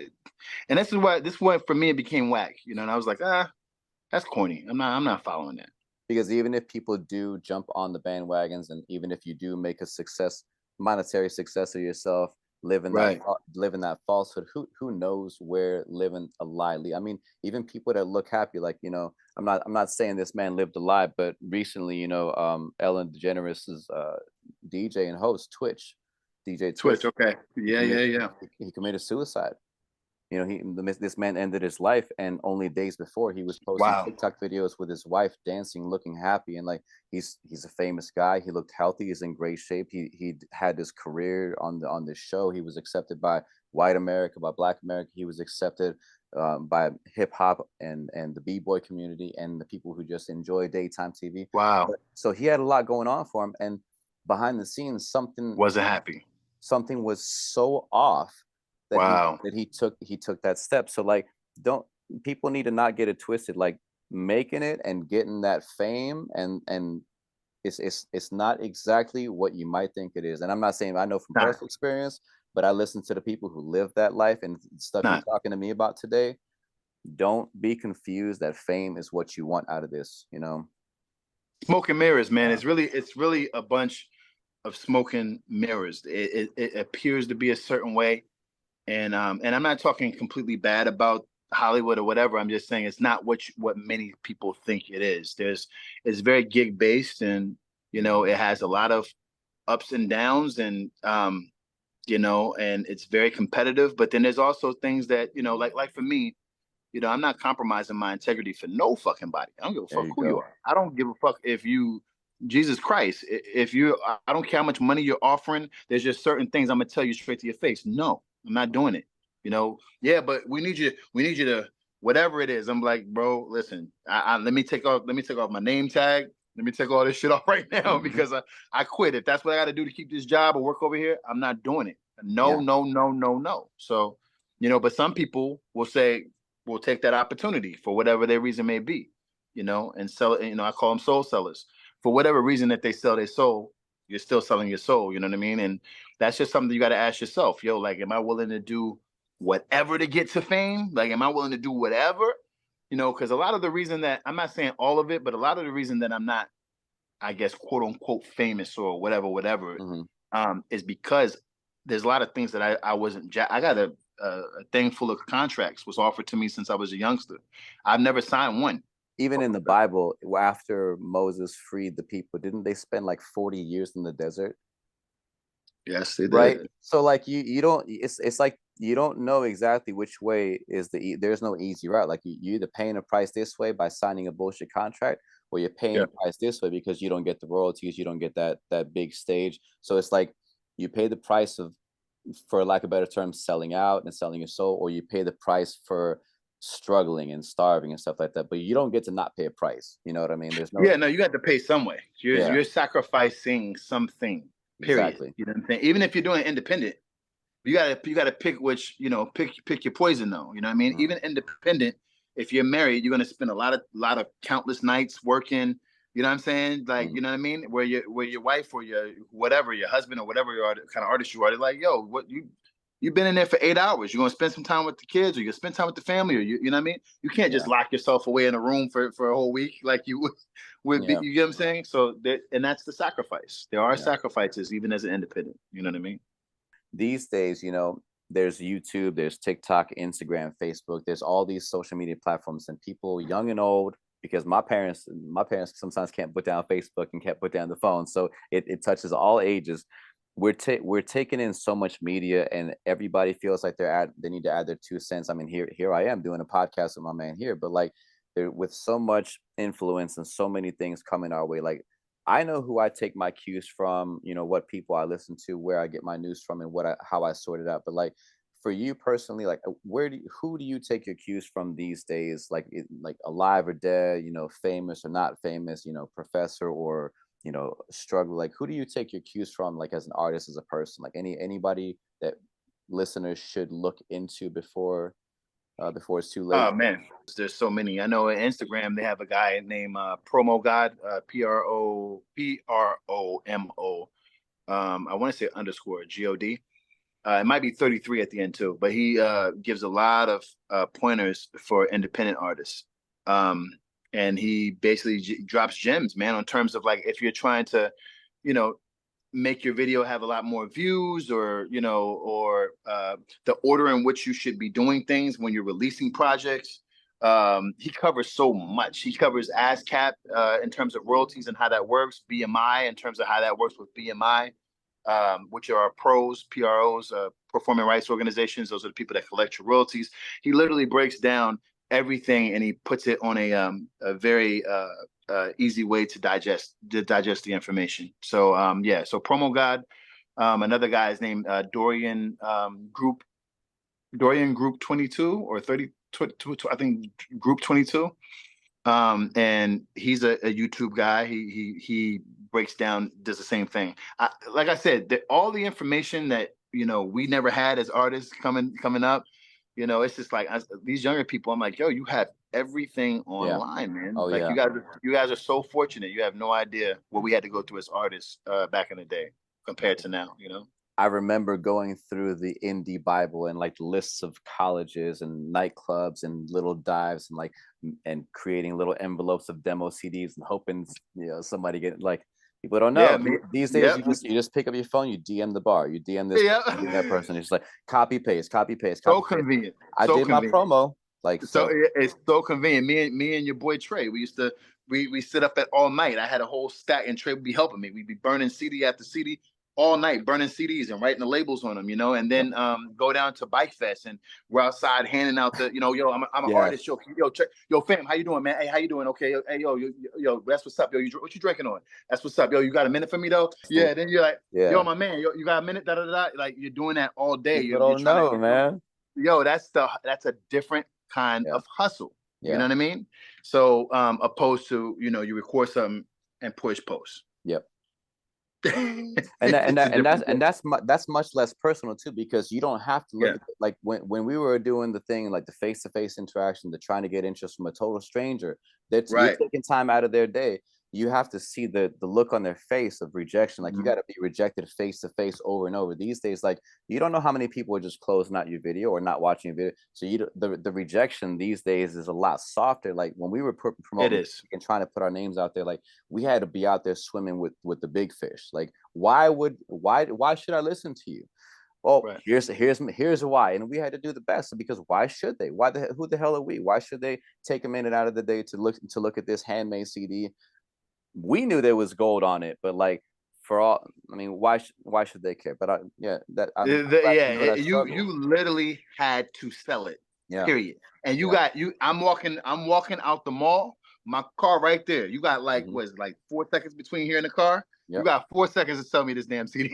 You know what I mean? Yeah. And some people are disrespectful. They'll take your shit and throw it. And you know, I had that too. You know, like I said, being an artist is not, it's not all fun and games. There's bad parts about it. But if you truly love to do it, you chalk it up for it being a part of the game rather than taking it personal. You know, you developed a sense of Teflon. You know what I mean? No, Yeah. you know, I already know some people are not gonna like my shit. Not everybody's gonna think I'm, I had a dude yesterday told me, he said, yo, you're my favorite rapper.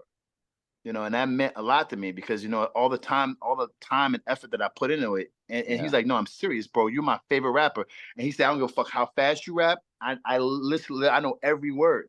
But then I had somebody else to say, yo, you didn't come as hard on that one as the other song. I'm not really feeling that song.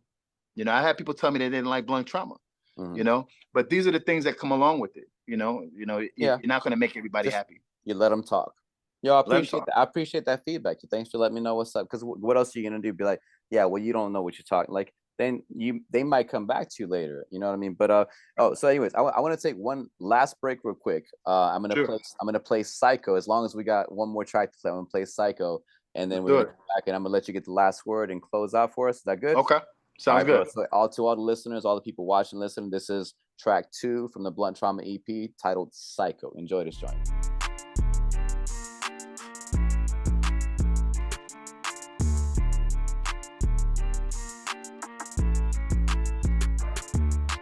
Do as I say, stay your way.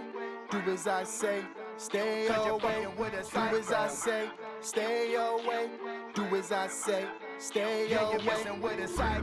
Murder, kill, murder, murder, murder, kill. Cause you're fucking with a psycho. Kill, murder, murder, murder, kill. I know I'm late for the party, but I had to saw up the shotty. I'm out here making these hits, but I'm sorry I'm not John Gotti. But the way I kick my karate, you would think I'm Mr. Miyagi. I'm shitting on everybody, cause they never taught me to potty. And I'm singing hip-hop parade, only cause my nature is naughty. Even though my knife is looking bloody, I be so melancholy. Investigated for murder, can't believe that I failed the poly. So I'm about to head to the Hobby Lobby. I'm about to catch me your body, you better do as I say, stay your way. Do as I say, stay your way. Do as I say, stay your way. Do as I say, stay your way. Do as I say, stay your way. Do as I say, stay your way. Do as I say, stay your way. Do as I say, stay your way. I don't know what's wrong with me, I'm going out of my mind. The murder rate is on the rise and I don't pay for the crime. I'm killing rappers on vacation, I ain't wasting no time. I'm Freddy Krueger and I'm Jason combined. Cause you're fucking with a psycho. Murder, murder, kill. Murder, murder, murder, kill. Yeah, you're fucking with a psycho. Murder, murder, kill. Murder, murder, murder, kill. Yeah, you're messing with a psycho. All right, we're back. That was Psycho Song 2, and I don't know why I played it all out of order. Song 2 from the Blunt Trauma EP. Man, like this little 3-song EP is in my opinion is too good to not get some shine. And I don't know what the fuck's up with other podcasters and DJs not hitting you up yet. Like, how dare they, man? Like, so I'm gonna get the ball rolling. Everybody who's listening and watching, look into on YouTube, on Spotify, and all these streaming services, the Blunt Trauma EP by yours truly, LR. Any other links you want to share real quick? Spotify, of course, like you just said, Spotify, YouTube, everything is yours truly, LR. Hey, yeah, man, man. I wish you the best in that, because it's like you cast 50 stones to get one response, and it takes, if you're not willing to put in that kind of work, then you don't have the stomach for that part of it. You know what I mean? But anyways, man, I want to let you get the last word. I really appreciate you. Yeah, exactly. Exactly. Patience is there. You gotta do you. I'm telling Gotta you, put the work in. you got to be a doer, man. But Yeah, anyways, this is my 21st episode of the study, and doing this has been like good for me because I always learn from talking to people and listening to you guys, and I try my best to listen as best as I can to your stories and learn from it. Like I said, I'm gonna listen to all those MCs that you were shouting out earlier. But this is the 5th installment of the Storyteller series that maybe one day after you release your next project we can do a part 2 or something like that. But I want you to get the last word. So like if you have like a message to the world or something you want to plug or just like your favorite recipe growing up, anything at all you want to say to people before we wrap up. On the film side, we got into that and linked up with Ron Deshay, senior executive producer of American Idol. And I was referred to that by a friend, Juno Joyner. I got to shout him out. Juno Joyner was a contestant in season 8 on American Idol. He actually introduced me to Corey, who's from season 1, who had the whole thing with Paula Abdul. And if you guys go on my Instagram, you'll see pictures up there with me and Paula. We were shooting a show called Super Brokers of Dubai. We're gonna actually looking at shooting that and getting that to Netflix. One of the girls that I casted on that show, her name is Zana Corey. Check out her show. I'm supporting her. She's the old school cast. She's on Netflix right now in a show called Dubai Bling. Me and the team, we actually casted her, and leaving that situation, I didn't leave empty-handed. I did leave with a plethora of knowledge, and now me and my team are now moving in. I'm actually executive producing my first project, and instead of doing the whole going to the networks, the NBCs and the CBSs or whatever, we're actually gonna do it right here on YouTube, man. And we're doing a reality show called and I'm executive producing it along with my friend Juno Joyner from American Idol as well with my friend Zure. And Zure is bringing in one of her peoples from Keeping Up with the Kardashians. It's a big thing. It's a really, really big thing. So all I want to tell you guys to do is stay tuned with that because it's going to be coming pretty soon. We ready. We ready. Let's get it. Oh yeah, we're ready, bro. 2023. I really do believe like there's so much more good, as fucked up as things are, as polarized, as craziest, and we got an election coming up soon that people won't be able to shut up about. Oh I think now more than ever, and I know art has its place, right? Art doesn't grow more crops. Art doesn't build more homes. Art doesn't like do the things that medicine and hospitals do, but what are the doctors listening to, to calm themselves down? What are people getting in shape and getting healthy listening to? Like people who are like, music is everywhere. No matter what kind of hero is out there saving lives and doing the work that makes our lives in our first world possible, they're listening to something. They're like, they get out of the heartbreak, they get out of the bad days, they deal with their stress and their trauma through music. I'm certain, like, I can't imagine a person who doesn't have their own play. Like, everyone listens to something. Definitely. So art has its place, and I think, brother, you're doing a really good job of like not I'm saying staying in your lane in the sense that, like, because an artist can't be everything. We can't be the singer, the songwriter, we can't be in everyone's playlist. We have to do, even if we hit up, like you said earlier, 1% of 7 billion people. That's a huge demographic. You have a career. You literally have a career. So I really commend you on your art, man, because I really do believe you're welcome, as not just as a fan of art, but as a creator. I think it's more important than ever that people who still feel like they got some fire in them, they got something to say, something that needs to be said, they get out there and they do it. They get that doer mentality like you do, and they just put it out there, man. So like, good job on the EP. I look forward to hearing what else is coming out from Inkwell and from you, man. And I really appreciate you being the guest here. So yeah, man, I appreciate you having me, man. And all of your viewers out there who aspire to be artists, don't let people tell you shit. You know what I mean? At the end of the day, we're here between this little short span of time called life. You're here and then you're gone. What are you going to leave behind? What's your legacy? Yeah, you have your children, but if you're creative, just like your children, leave your legacy behind. Create. Go out and create. You do like the cameras? Go grab a camera. Go create. You like beats? Create. And that's what a lot of the greats did. They created. And now that they're dead and gone, Pac left us with so much to pull from, so much inspiration, so much music to help us get through our hard times, so much music that helps us want to dance when we're in our deepest and darkest hours, so much music that, moves us in so many ways through all aspects of your life. And I think that's my thing that I want to leave to all artists. Don't let somebody say, "Oh, I'm not feeling it." Don't let that kill everything that you know what I'm saying? God gave us all gifts, and I know that we have everybody has a different opinion on God or whatever, but me being from a grandmother that was a pastor, I'm not a big fan of the church, but in sense of a higher power, I am a believer of a higher power, and I feel like we're all given these gifts. And just like my mother would hustle and bust her ass and work 2 and 3 jobs to try to take care of 3 kids. You know what I'm saying? And whenever she would save up money to do something for Christmas to give us something, and you took the toy and you didn't give a fuck about it, you broke it or you left it at somebody's house. She's like, "Yo, I tell you what, it'd be a long time before I ever buy you another gift like that. I busted my ass to get you that damn gift, and you just fucking throw it away or leave it behind somewhere." Yeah. Oh no. So what do you think? Whoever you may think as the person that, or the entity that gave you that gift of being a creator, what do you think? Yes, that's a gift. Not everybody has gifts, but not everybody has that particular gift. So if you're a creator, pick up your camera, pick up your MPC, your beat machine, your motif, whatever it is that you do, create. Real shit. Lamar Rocca, everybody. Thank you for those last words. All right, that does it for episode 21. Tune into the next episodes. We'll be back with a part 2. I'm sure you're gonna be putting out music, brother. And I'll be looking forward to talking to you again, man. We're both creating in real time, brother. Let's get it. Hell yeah. All right, bye everybody. A lot of people, can end up like getting wrapped up in the idea of a finish line. Like, yo, when I make it, I gotta make it to here. You know what I'm saying? I gotta make it to the finish line. And for me, there are no finish lines. You know what I mean? There's never a finish. You know what I mean? There's goals, but there's not necessarily a finish line. And it's not good to get wrapped up. And for me, for a finish line to be set, it's more so better the ride. The ride it's all about the ride.